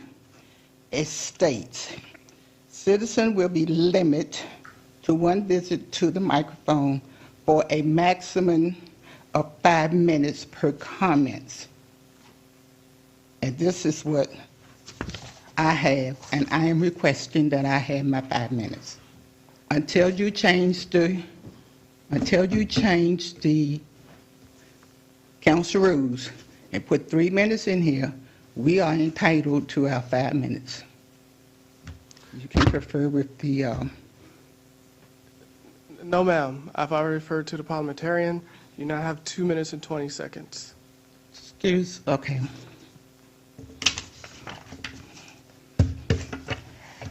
I do not agree with the council rules that's being changed because you're trying to muffle the city manager, our Ward 1 representative. I do agree with Resolution 25 and 26 and paying our bills. I believe that the person who is responsible for this should be reprimanded or either terminated. On ordinance 0223, in reference to vehicle parking, I agree with the resolution, but I don't agree with is people talking about other people who don't know what they're talking about. For instance, my name was used in the meeting about my father having a commercial vehicle. That part is true. He had a commercial vehicle. He had to find a place to park outside Glenarden. In 1963, when we moved in here, they told us we had a commercial ordinance, and he was not allowed to park, and that he had to park outside, and it was another expense to his business. Also, I have another complaint that a council person made about me personally in reference to I'm having a group of people come into the community, into the nutritionist center, and having a function, a card function. I did not have that function. That function came from parking planning. Yes, I played cards with those people, and I was not responsible for that. So she put out misinformation about that. Yes, we did have people cooking.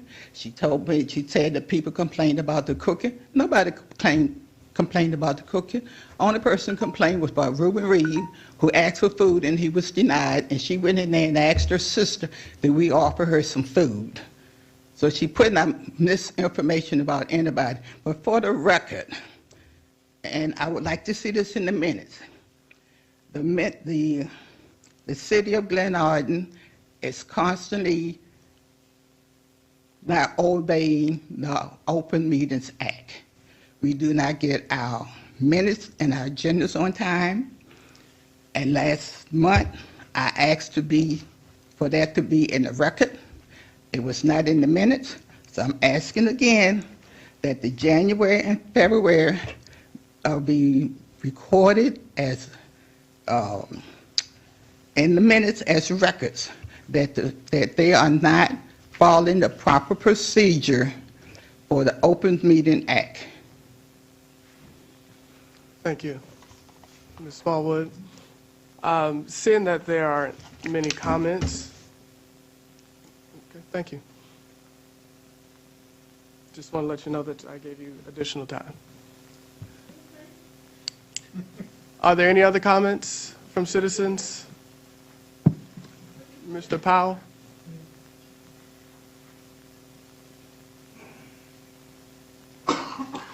And Mr. Powell, since I gave Ms. Smallwood 4 minutes. That's good. It won't take long. As well. It won't take long. Good evening. My name is Anthony Powell, and I live in Ward 1. From time to time, there are people who stand in front of the 7-Eleven here and the tobacco store over there, and they be like begging for money or waiting for people to give them money. Some of those people live in Glenarden. Not all of them, but some of them live in Glenarden. So I was wondering, since you are the elected officials of the city, what are you doing to help these people out? Anybody can answer my question. I'm sorry, say that again? From time to time, there's people who stand in front of the 7-Eleven across the street and the tobacco store over here. Either they're begging for money or they're looking for people to give them money. Some of these people, not all of these people, but some of these people live in Glenarden or they're hanging around Glenarden. So I was wondering, since you are the elected officials of the city, what are you doing to help these people out? Thank you. Before you respond, I want you to be able to get all your questions out. That's it. That was it. Yeah. Well, I will respond. Council President? Just as an individual. I don't frequent that 7-Eleven nor the tobacco store, so it would be impossible for me to know if someone was out there begging unless I went to those stores. I thank you for coming here to this meeting to let us know that there are people out there that are in need of help. I would encourage you to reach out to the city and let the city know so that we can be aware of that and see if there's anything that we could do. But it's impossible for me to know that someone's out there if I'm never there. Some of you. 1 second. Oh, I'm sorry. 1 second, sir. I will defer to the chief of police as it relates to public safety. Yes, good evening. I'm familiar with like 3 individuals that Mr. Powell is talking about. I've been out there personally with a male and a female, offering them resources and telling them how to get it. One individual that's out there on a regular basis, he's well known in the city of Glenarden and hanging out in front of the 7-Eleven. All the officers are familiar with him. Instead of trying to lock him up, we try to offer him resources and stuff. He says he's going to comply. He has my business card. He has the captain's business card and a couple of officers. So basically the ball's in his court to decide what he want to do with his life. But we do offer them and talk to these individuals because we don't believe in just running people off unless they're doing, if they're panhandling, asking for money, and we witness it, or we get a call from the particular store. So we are familiar with it. And we do have just a handful of people in the area that need help, and we try to offer it to them. Thank you. Thank you. I'm confused, since you are, some of you are at-large elected officials, you're supposed to know what goes on inside of Glenarden. So that's the part I don't understand. If you ran citywide, you should know what goes on in the city. You know, there's people early in the morning out there begging for money, you know, looking for money. Council So I was President. wondering, what are you doing to help these people out? Thank you, sir. Just so we can Council address President. the question, Councilwoman Ferguson. Good evening, Mr. Powell. I have, on occasions, given them money. I've offered them resources as well. A lot of people are out there because they want to be. I can be transparent enough to say that there were times when my son was out there on drugs. No need, brought up in church, have a pastor, back and forth. And was no need to be out there. People choose to be out there. You give them resources. I've, gone to different, we've had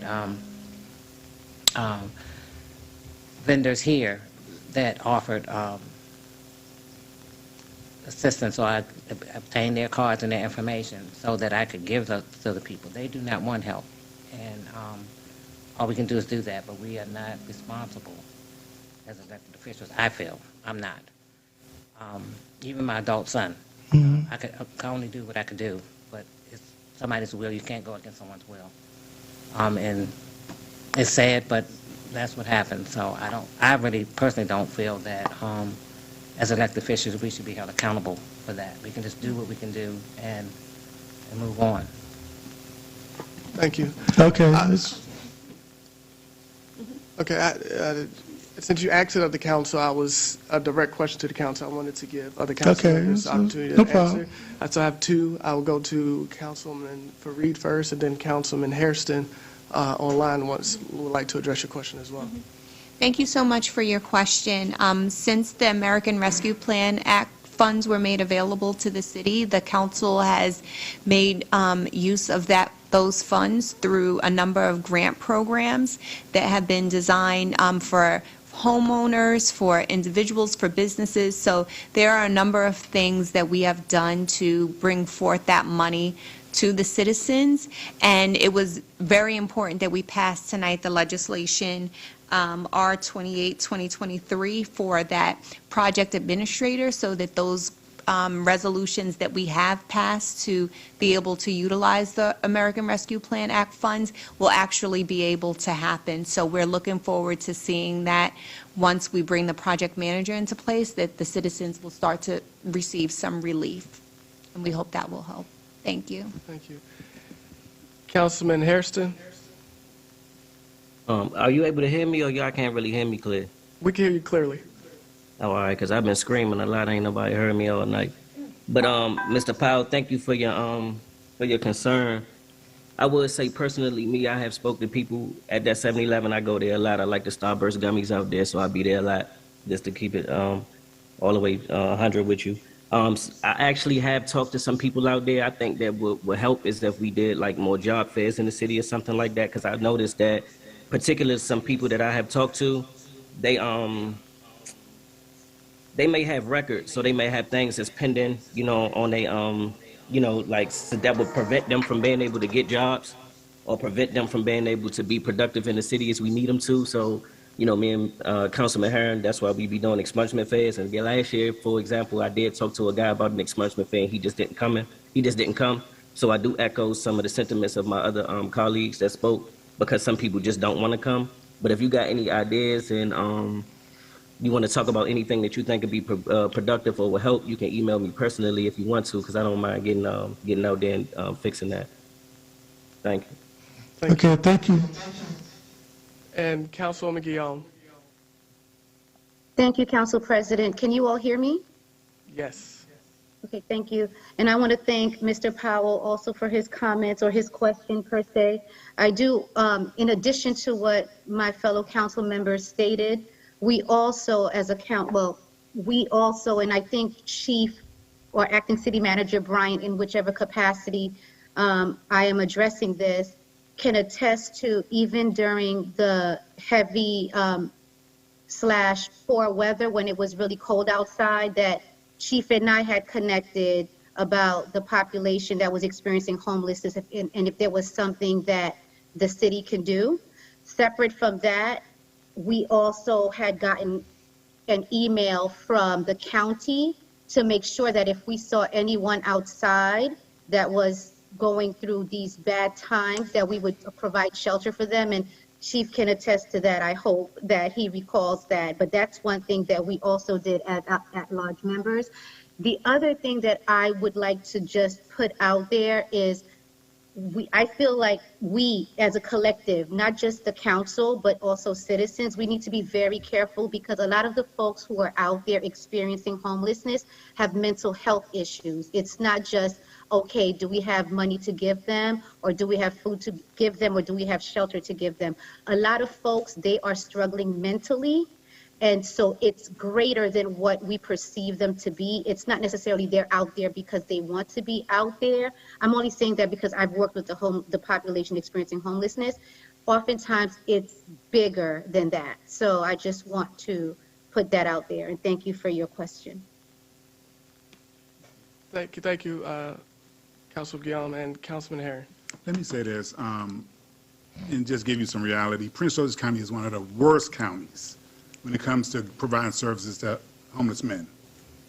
It's horrible. It's absolutely horrible. I've dealt with this county on certain situations when it comes down to homelessness, and mental illness is absolutely horrible. Maryland is the worst state for people with mental disabilities when it comes to services. So, you know, we can do what we can do, but again, if the services aren't there, I mean, these services run deep. I mean, what they need runs deep. You need, you know, residential treatment. You know, Prince George's County eliminated almost all their rehab programs that they had years ago.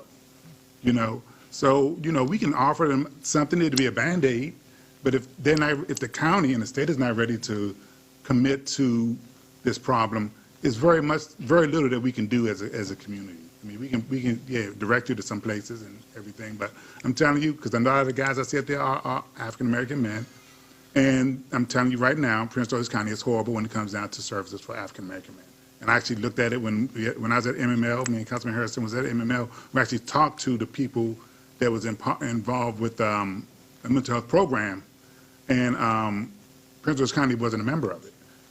They had a program that they had, like a thing called a second time around, where the state would give jobs, and Prince George's County is not a member of that program. They wouldn't sign up for it. You know, so those are programs that can help get people back on their feet. But again, the services that are needed when it comes down to mental health, and I have a relative that's in the mental health system and dealing with disabilities, they're horrible. They're absolutely horrible. And I've addressed this with the lieutenant governor, I addressed it with the governor when I saw him in a meeting, and he got mad at me, just like they do up here, because I asked him questions that he didn't want to hear. You know, so I mean, it's a major problem. But getting to it is a huge endeavor that's going to take not only it's going to take state and county, because we as a small government can do very little. Because I mean, some of these guys have been out there for years, and I know some of them, and you know some of them because you see them constantly. You know, like Ms. Ferguson said, you know, we got a lot of them out there that do have drug addiction problems, and a lot of that comes with a mental health issue, also. So. You know, I feel for them, but I still think we need the help of a larger body, more funding, and we need to push the county to do more for, you know, provide more services. You know, so that's what I see in that. You know, I mean, we can do what we can do. My thing is, I'm not one to put no money in somebody's hands so they can go out there and back crack. That's what I'm not going to do. You know, there needs to be a program set up that's going to give them what they need, the counseling that they need, the job rehabilitation. Some of them haven't worked in years, so they need training. They need the mental health benefits. They need, you know, the drug intervention. So, I mean, I understand what you're saying, but it's much deeper than just, you know, doing a program right now. And my thing is, I don't like doing programs that's only going to last a year, when the person needs 5 years worth of help. You know, so, thank you. Thank you, Councilman Herring. Sometimes there's people at the bus stop over there asleep. People at the little stairs over here they lead up to Piedmont, they over there, they sleep, you know, so, and I guess some of these people either hang around or live in Glenarden. Thank you, Councilman. Okay, that's, Thank you, Mr. Powell. I'm sorry, just Ms. Jones, and then we'll be done. Okay. And not to say that there are no programs, because I just got through looking into some different programs for a relative of mine. So others might eat offers a program for job training and career building and mental health services. There's another program in Suitland, not Andrew's House, but it's ran by Dr. Garrett. He works for Prince George's County. There's also there's 2 or 3 other programs that are out there.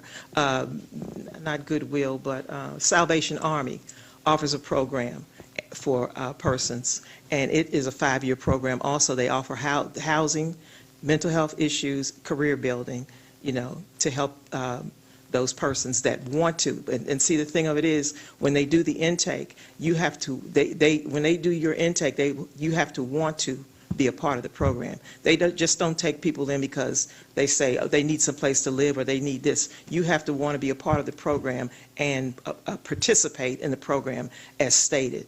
So there are at least 5 different programs that I know of that are out there for people that want assistance. And also Latasha Renee Ward, she's does a lot of reentry.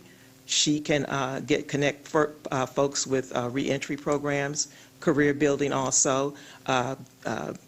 Prince George's County Council person Calvin Hawkins also does that kind of work. So there are some programs out there for people that want the help and are going to participate in that program. Thank you. okay, thank you. And as Ms. Jones just stated, another email just came to my inbox. It was a food pantry hosted by the county. So the council will do as much as we can do, but I encourage everybody. It breaks my heart to see people begging on the street, people who don't have food to eat, people in the cold.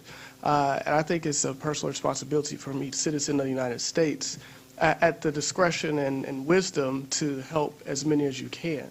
We will do what we can as council members, but I think it's incumbent upon all of us as, you know, human decency if we see a need to address the need.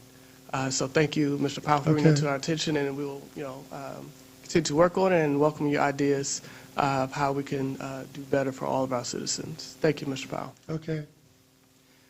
So I have 3 hands. I thought I saw 1 hand. So I have 2 online, and then I'll come to you because they had their hands up first, okay? The first online is Mr. Richard Arroyo Montgomery. Yes, good evening, Council President, Council members. Can you hear me? Yes, sir. You have 4 minutes. Okay. All right, thank you. Just along the lines of the conversation now, but somewhat different. At the intersection of Landover Road and St. Joseph's Drive, there are constant panhandlers there. I mean, these are not people who appear to have any kind of disability or anything or any kind of mental illness. I mean, they're just out there. These are people that, I mean, you see them, I mean, it's almost like this is like their part-time job. You see them like every weekend. And it's pretty much the same people. The concern is that they're always out there. And further concern is that when they're panhandling, they're out in the street within the cars. Light changes and they're out there. So now they're trying to, you know, cross across back to their standing position, which of course becomes a hazard for them. But more than, no, I mean, that's a concern, but, you know, the concern also is, you know, the constant panhandling at this intersection. I've also seen the panhandling at the entrance and exit to the Costco gas station along that corridor there. What, if anything, can the city do about that? I mean, it's just not, it's just a sore sight. You know, I mean, I feel bad for them, but at the same token, they're out there, they're panhandling, they have signs up, and it's just not a good visual. You know, it's right at the intersection of the, you know, of Woodmore Town Center, and more concerning now is that with Woodmore Commons going up, we're probably going to see even more of that.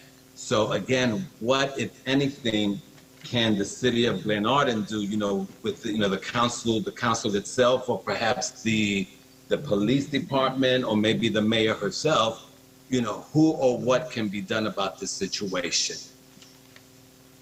Thank you. Thank you. Are those all your questions? Yes. Thank you.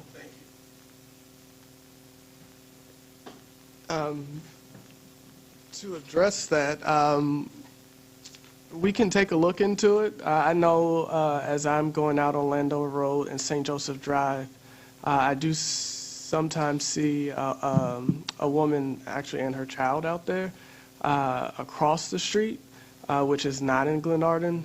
But I definitely agree that people crossing traffic as the light changes is a public safety issue. And so as far as it is within the city limits, we'll do what we can to address those issues. I'm not sure, Chief Brian, what we can do about Costco property. In reference to Costco, that's something we can look at. They had police out there before, but they're no longer out there, so we can have the guys pay special attention to that. And in reference to St. Joseph and Landover Road, that does fall in the county, but if we see him out there, I know if I see him or the captain, we tell them, it's a safety issue more than anything else. So most of the time they'll leave and then they come right back after we leave. So, and unfortunately, that's a problem all over America now with people at different locations. I know it's very prevalent in D.C. when I was there, and it's just the hard times people are having now, but what we're trying to do is look at safety and resources for these individuals. But we do address them, but that's all we can do is have them move on because they're not really breaking laws. Thank you, Mr. Aurora. Thank you, sir. Thank you, Chief. Thank you, Council President. One more question. Just to follow up on that, I think panhandling, Prince George County did pass a panhandling law where it is against the law to panhandle in the street, especially if you have children involved in it. So I think we may just need to reach out to the county since that's a county road. Thank you, Councilman Harry. Ms. Lita? Hi, good evening, everyone. Can you hear me? Yes. Okay. So kind of piggybacking off of what has already been said. I know I brought this up before with the previous administration. And where are we with the 3 tobacco stores that are in Ward 1, which I was told in the previous administration by that former acting chief of police that none of them were 24 hours. That is not the case at all. They're all lit up and they're 24 hours right across from the city hall, as well as the one on the strip behind the 7-Eleven. My concern is that we have had an influx of crime, loitering, trash, you name it, over in Ward 1 since these 3 stores have been open. I don't see police presence like we should over here on Ward 1. There's also another issue going on. I don't know about Ward 2 and Ward 3, but there are families moving into Ward 1 who do not like or respect African American people. They're so bold that my son was called a black dog in Spanish. He was yelled at by a mother and her child last week. My children are fluent in Spanish, and we knew exactly what they said. They thought it was really funny, okay? They're going around, this is Black History Month. Since you are black, come shine my shoes. And it's spilling over from the neighborhoods and also into schools. Now, that's something we need to either have conversations and let them know if you're moving into this neighborhood, this is a family-knit community. It has always been that, and we're losing it. We are losing it. And I understand there are people that are new here in Glenarden, but please listen to those who have been here, whose parents have been here. We don't want to see the change that we're seeing. This is not what I want in Glenarden, and I know I speak on behalf of others. And the unity starts at the top. If I go to an event that is sponsored in Glenarden, I want to see more than just one representative from the city council or the mayor's office or whatever. We got to bring it together. We have got to get unified so internally, when those coming from the outside come to our events or whatever the case may be, they feel the unity. So I appreciate what everyone is doing. I treat everyone with the same amount of respect. And I know this is a hard job, but there are some serious issues in Glenarden that need to be addressed. We had some young men standing right by my house that were plotting to carjack someone. Right by my house. I have kids, other people have kids. We have elderly people on the street. Waking up in the morning, you see wrappers from Blunt Papers, and you see empty liquor bottles, and you got music playing all night long. You don't want to call the police because neighbors are now saying, oh, well, so-and-so is calling on me. So-and-so is doing this, and so-and-so is doing that. I don't want my family to be attacked because I'm speaking up, but I'm also not going to continuously see this neighborhood, this ward go downhill. We need to do something about these tobacco stores over here. Now, I don't know what can be done there here, but can we shut them down at a certain time? Because it's only increasing the crime. That's all I have to say. Thank you, Ms. Lita. Thank you. Thank you all.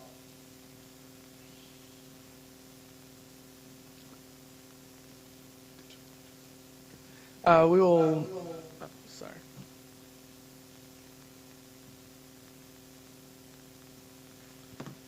Our police officers will continue to patrol the streets and do as much as we can to make sure that our citizens are safe. And we thank you for your comments. And please feel free to reach out to me directly via email. And we can work together to see what other things we can do as it relates to a community, because that's one thing that I heard you say is a community neighborhood.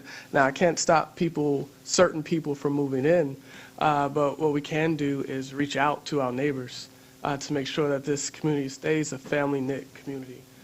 Reach out to people who don't look like me to start a conversation.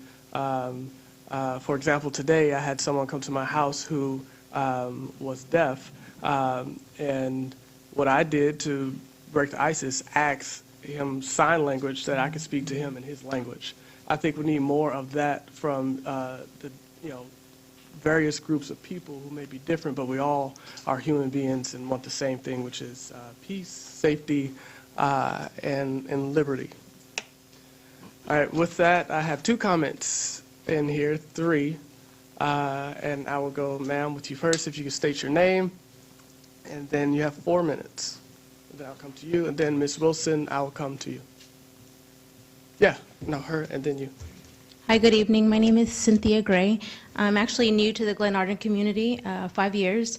What I wanted to ask about and talk about today is the traffic that we're seeing entering into the Woodmore Town Center. It's very heavy. I live right on the main street, and I work from home, so I see cars zipping by there all day long. I walk my dog. I try to cross the street. It's very dangerous. I have kids. Is there anything in the works to calm that traffic down? I've started a petition prior to get support. I think it's a general consensus that we need more on those main streets to slow the traffic down. We invite all the great business that's coming into that area, but we need something to slow the traffic down. I'm talking specifically Glenarden, Campus Way North and Ruby Lockhart. Are those all your questions? Because I don't want to...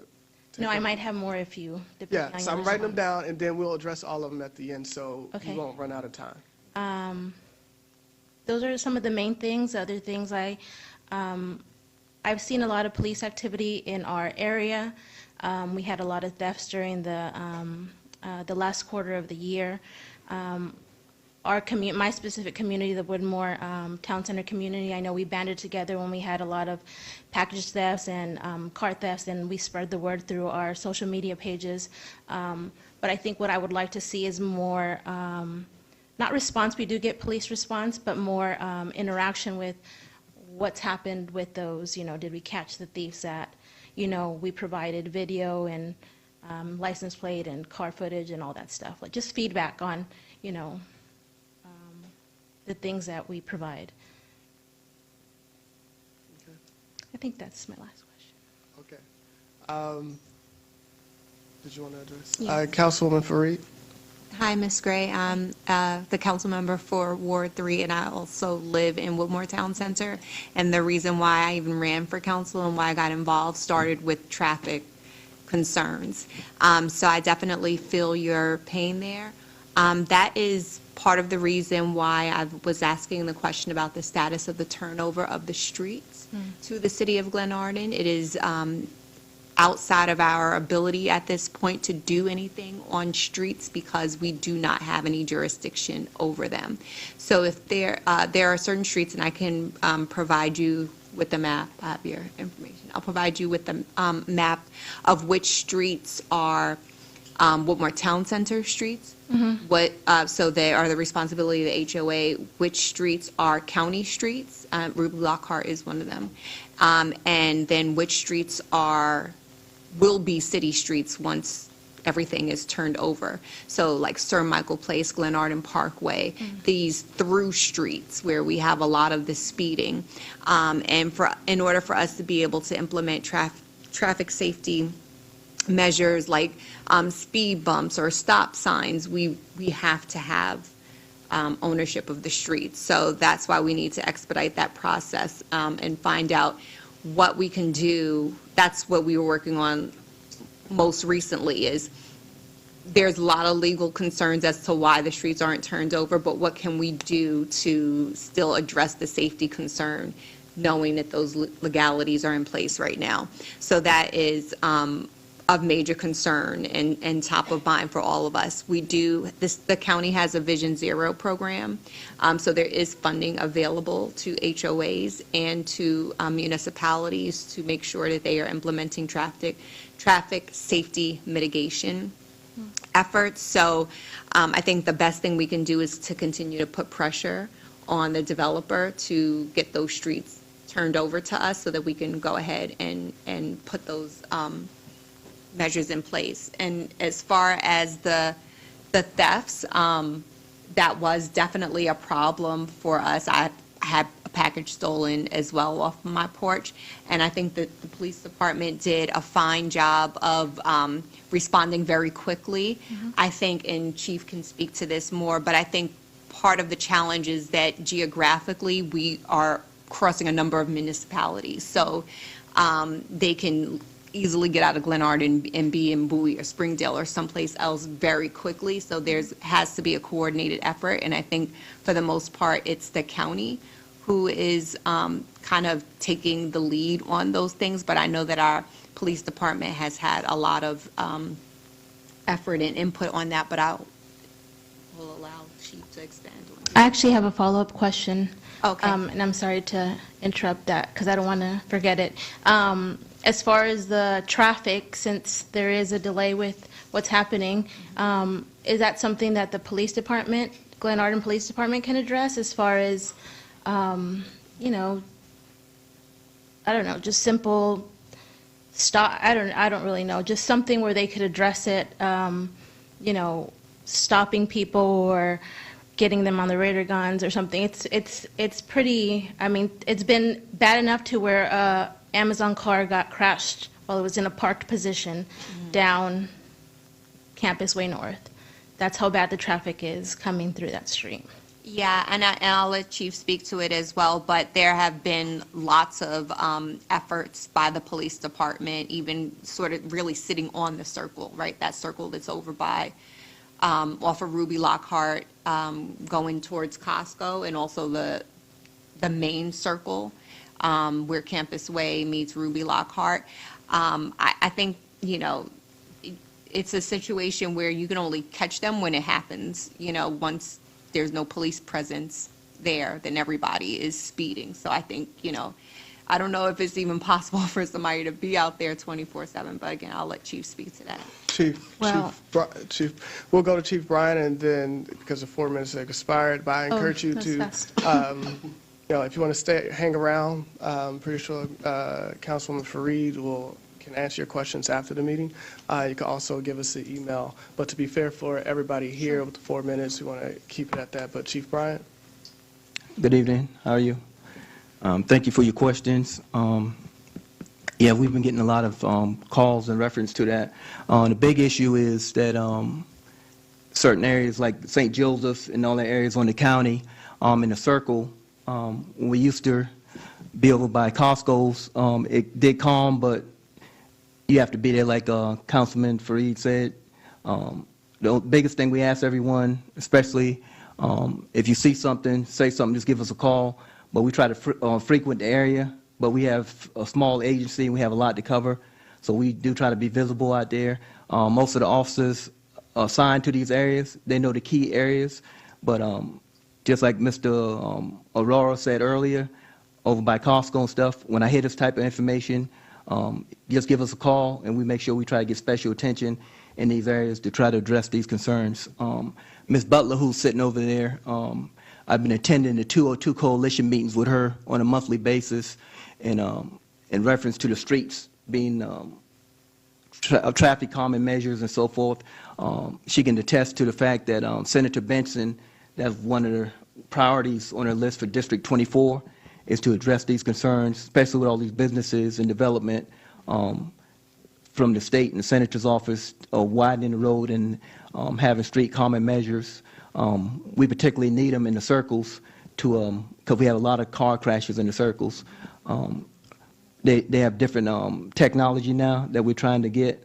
So we're trying to work with the developers in the area to help assist the community and us as a community and a police force.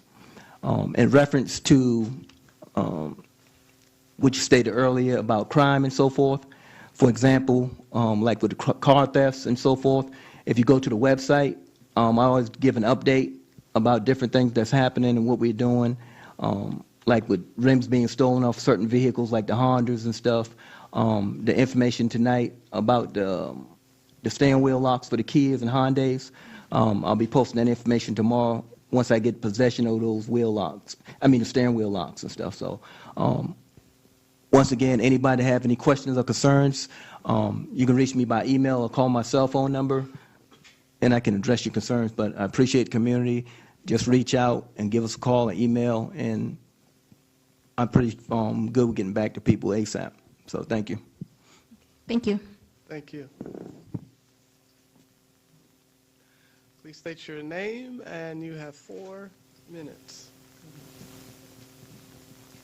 Hello, I'm Commissioner Dinah Price, and I have 2 questions and 1 comment. The first question is, well, let me make my comment first. My comment is I'm very disappointed with you guys. I'm disappointed because when I voted for unity. I voted for you guys to bring this community together. And in the last couple of months, I haven't seen that at all. So I'm disappointed. I'm hurt. I'm hurt because my community is hurting behind the lack of unity that you guys show here. I see support, but it's never unified. When we have events in the community, I see 1 person, 2 people maybe from this board, but nobody else. I feel like my community is missing you guys. We miss you because we voted for you. We miss you because you're not all in. We miss you because you're not doing, if you're divided, we can't stand. We can't be successful as Glenarden people if you guys are not together. So that's my comment. But my next question is, as a community, I live here in the community across the street, Reed and Fulton. We know everybody here has been privileged to the fact that we have guns AKAs and whatever else in our community. I feel like there has nothing been done about that. We have no support. I keep hearing about all the money in the budget. I keep hearing about all the things that you're doing, but that's nothing, there's no direct correlation to my community. We are not feeling the benefit of that. The grants are not for my community. That's for other people's community. That's for another neighborhood. That does not affect us. I'm asking, where is the police presence? We have none. I feel like, yes, because we have the new Glenarden, we have the Wegmans and all the other stores, all of the resources are going into that area, and we are feeling neglected and abandoned. Our neighborhood is one of the oldest neighborhoods in Glenarden. Where are you in our neighborhood? What are you doing for us? Wegman, everybody in that area is getting police presence. We have shootings constantly on the weekends, break-ins constantly. I don't hear you guys mention us at all. I don't see you at all. I don't feel you at all. And nothing you've said tonight affects us. I'm disappointed because I voted you guys in. I voted for a change. Since I've been in Glenarden, when I moved here, Glenarden was the best community I've ever lived in. I have been to almost every event in my community. The police chief would come past my house and stop every time he see me out there cutting the grass and ask me how I was doing. Are you okay? Is there anything you need? Anything? I have yet to have a police officer in the last year and a half stop and even recognize me, or to stop to even speak to me, to stop and say anything. I see them speed past in Glenarden. Our community, we are plagued with a little bit of violence, but that's why I expect to see you. I expect a change from you guys or something. We had neighbors reaching out to say, okay, we're experiencing, or in Ward 1, we are experiencing homelessness, we're experiencing crime, we're experiencing all these things. But I haven't heard any, you said we have resources. That means these people who are homeless, you're asking them to go to a food pantry and they are standing on the street. How are they going to get there if they have no food or no resources? What they're asking is, can you bring the resources to Glenarden where we are? You guys should have some kind of program. All this money that we were discussing tonight, there was no discussion on what we're going to do for the homeless, the needy, or any of that. Go ahead. I'm sorry. My time up? Yes. Okay. You want me to sit down? Well, you asked at least one question. So one last thing. Can I get a commitment from each one of you up there that you're going to look into what I'm saying and commit to being unified? That's what I'm asking. That's the real issue. Go ahead. Okay. So just want to address a couple things. So to my knowledge, at least since I've been council president, I haven't seen a passage of any grant that was only for one ward. So I just want to say that there are grants out there sponsored by Councilwoman Guillaume and Councilwoman Fareed and Councilwoman Ferguson that addresses needs of the community with the ARPA funds. That is what we have been doing. We've passed several pieces of legislation to address business needs, citizens' needs, and unfortunately, we had an issue where our city manager left when we were in a process of trying to get a project manager to. We've passed a lot of legislation.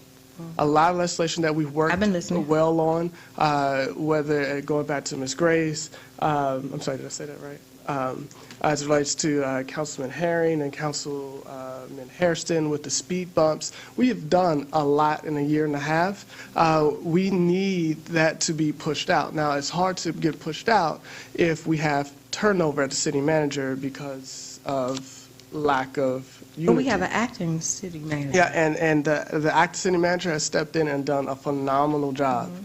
He's trying to be chief and city manager, and we are diligently working to hire another city manager. In fact, we have interviews tomorrow. So we're doing the best that we can as relates to that, and I would never vote for anything that targeted benefit one ward or another. I'm a councilman at large. I fight for all citizens, and so all of our grants are geared for our citizens, whether you're in Ward 3 at Wilmore Town Center, whether you're in Ward 1, whether you're in Ward 2. This is for every citizen. So I just want to put that out there. I am happy to sit with you to pull all the legislation that we've passed to let you know what's available to you and what's available to your neighbors. And I've seen you at several events. I try to make as many as I can. Unfortunately, I can't make all of them, but I've sat and I've spoken with you at several events, especially when it comes to the Housing Authority when they just had the Christmas party. We were here, so we will continue to But a Christmas party is nothing to me. Understand. Christmas party means nothing when our neighborhood is in shambles. I understand.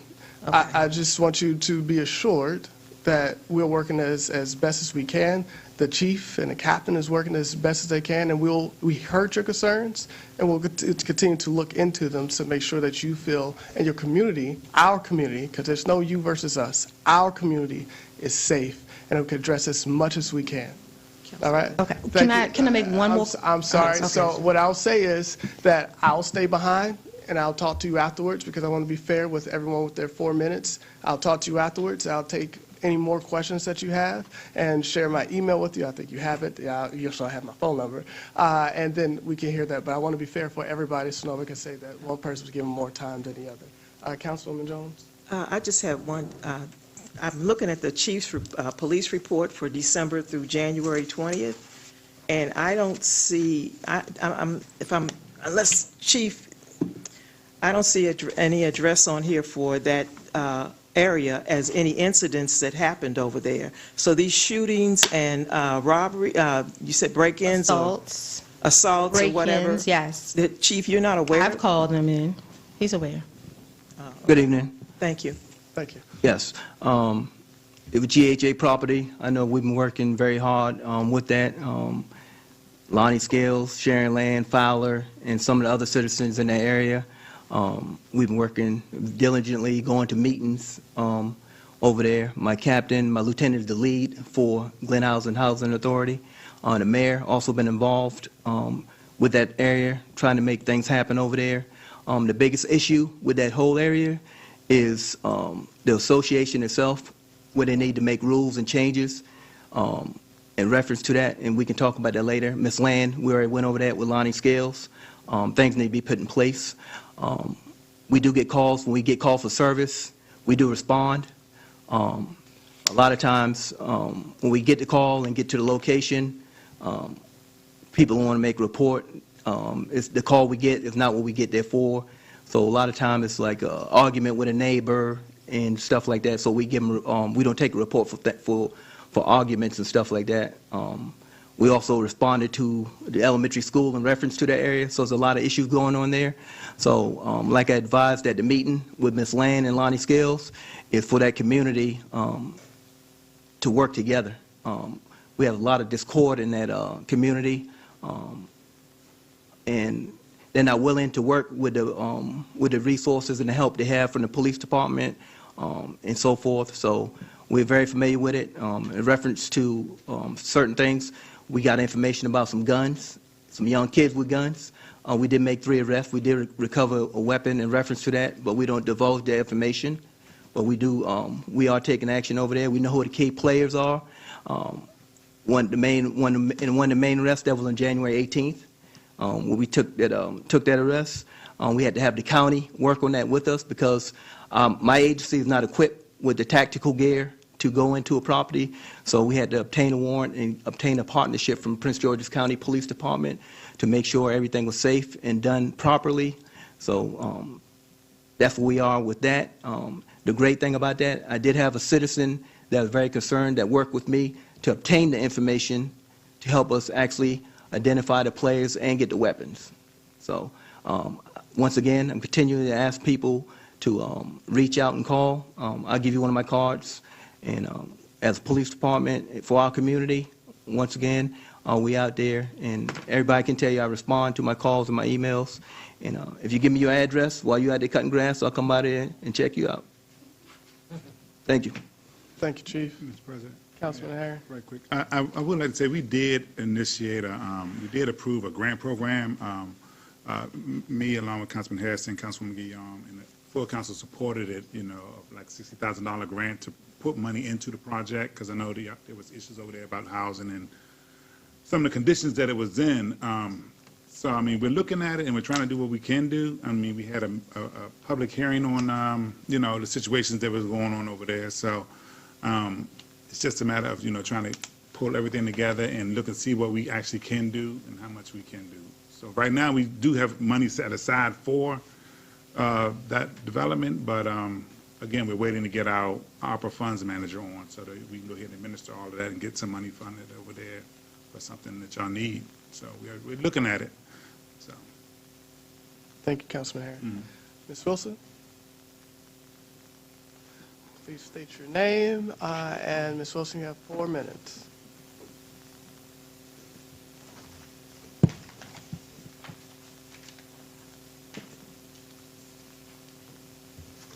Good evening.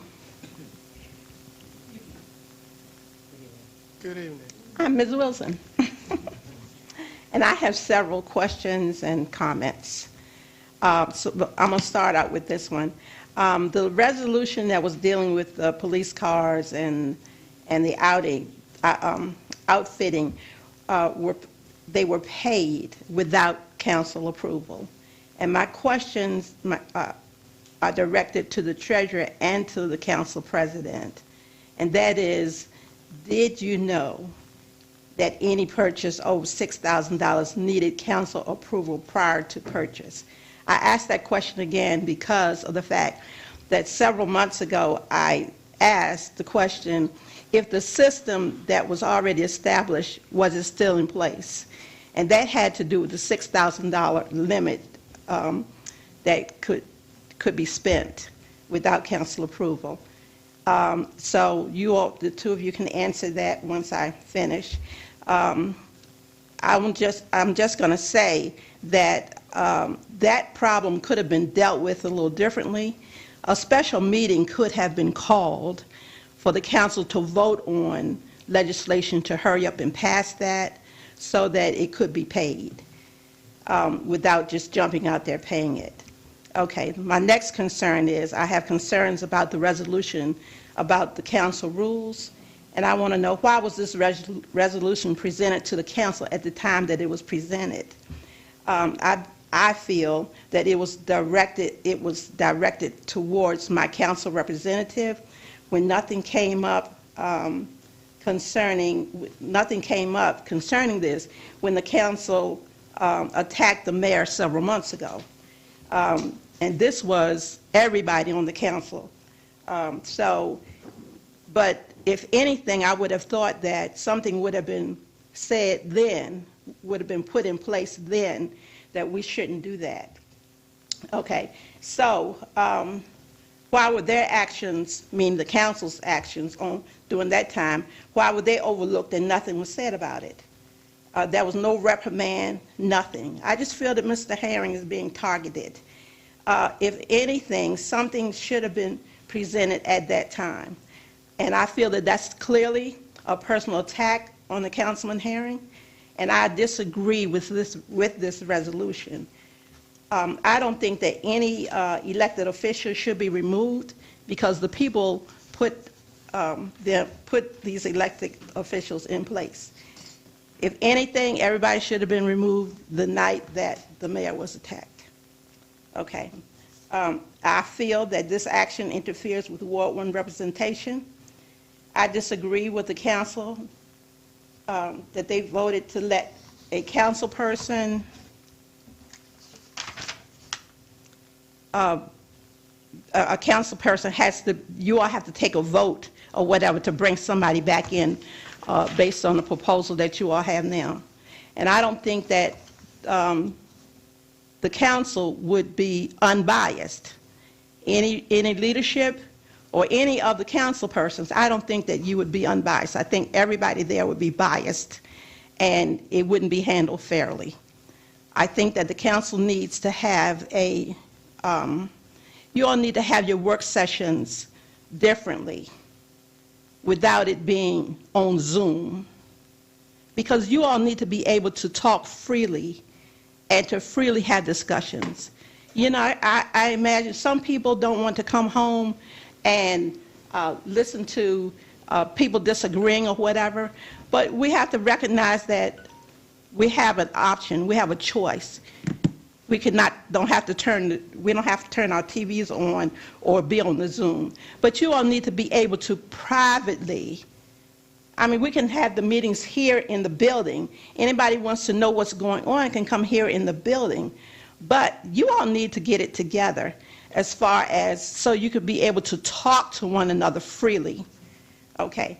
And Ms. Wilson, sorry to interrupt, but you're 4 minutes up, so could you please close out your comments and then I can respond. okay, I just have one other thing. I want to know what's been done concerning the parking problem in Ward 1. It was stated that yeah, we need to do something. Something needs to be done, and I would have thought that unity would have been exemplified if you all had gotten together with Mr. Herring and Mr. Herring, let's talk about this, because I understand you're having a problem over there, and we all want that issue to be resolved, because we all work for all the areas in the city, not just one, not just two. So that would have shown me that you're interested in what's going on in my neck of the woods. Thank you, Ms. Wilson. You asked a direct question, so I'll answer it directly. Did I know about the $6,000 rule? Yes, I did know about the $6,000 rule. I've never been in any organization where things work perfectly. In life, in business, in everything, mistakes are made. I think the treasurer has done a great job since he's been on, getting us up to speed of where we should be. We have a long way to go. But he readily admitted that mistakes were made. How it was made, how it happened, it really doesn't matter as long as we identified it and we plugged it up so that it'll never happen again. I can't promise you that we're always going to be perfect and things are just going to be perfect from here for the rest of our term. But what I can assure you is that we have hardworking people in administration, the chief and acting city manager, the treasurer, our Department of Public Works director, who are working hard to be as close to perfect as they can, but they cannot be perfect all the time. A mistake was made, an apology has been said for it, and the corrective actions have been put in place. There's nothing else that we can do. I don't believe in publicly ridiculing people and harping on their mistakes, especially when their successes aren't equally praised in the meetings. So we'll move on from that, and then no. Ms. Wilson, I never said that you ridiculed anybody, and no, I'm not saying that you ridiculed anybody. As it relates to your question about the council rules and the timing, the council rules, despite what some people may believe, was not necessarily put in place for one person. They're council rules. It's not sponsored. If that were the case, I would have said, Councilman Curtis must be removed, or it would have been names. But that particular resolution was tabled. A good idea from Councilwoman Fareed said she brought up a good idea of just waiting for the parliamentarian. I'm a first-time politician, if you can call that ever. I have a lot of experience in the accounting world, but not too much in the politics world. And so what we do have is our effort to hire a parliamentarian, which we have, was here with us today, to help us on procedures as it relates to our rules, as it relates to how we conduct our meetings. And that shows our commitment to get it right, to make sure that our citizens aren't getting an argue fest, aren't getting a meeting where people just can't stand to be here because we're arguing and we're bickering back and forth. I want to, as long as I'm a councilman, as long as I'm a council president, to make sure that I do the best that I can and I listen to our parliamentarian, I can learn as much as I can to make sure our meetings are productive. The city manager, acting city manager, will continue to push the pedal to the metal on the administrative side to make sure our services are being met. And I encourage you that if things aren't being met, that you email. But as I said before, we have interviews tomorrow to make sure that we plug that position so the chief can get back to what he does best, which is being the chief of police of this great city of Glenarden. And the parking in Ward 1, welcome it to come back to the floor. The mayor had a good idea with, as it relates to, I believe it was permitting the parking. We had some attempts to work with it. Unfortunately, it failed. But I am open, other citizens are open in other communities who were adversely affected by that piece of legislation to actually come together to work with us to come up with something that can benefit the entire city. Again, I will stay after if you want to speak with me afterwards. I'm happy to take some more comments or anything that I missed. And you can also email any one of our council members and we'll address any of your concerns. So are you Thank you. saying that you all have done work on it since that night that it failed? Is that what you're telling me? That's Thank you, Ms. Wilson. You and I can have a discussion afterwards. Thank you. I just want to know if anything But- has been done on it. Ms. Wilson, and I will stay after to answer your question.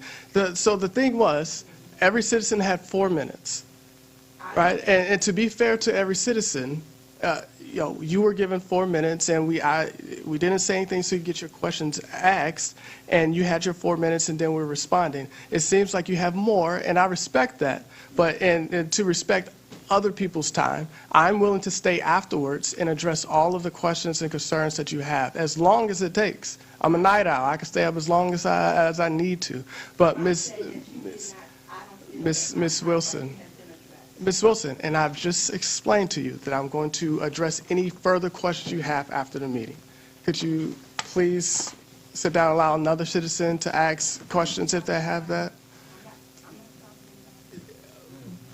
But, Ms. Wilson, you're being Sir, I'm not doing anything. I'm standing up. I sat back there. My legs have gotten stiff. Okay, so I was barely able to walk up here. Thank you. That's why I remain standing. And that's fine. I'm not doing anything. I'm not saying anything out of the way. Yeah. I'm not being disruptive. Ms. Wilson, so at this point, and I respect you, Ms. Wilson, I'm a point of order. If you want to stand, you can stand. But we're going to move on. Thank you. Are there any other citizens' comments online or in the room? Hearing none, the time is 10:14. This meeting is now adjourned. Thank you.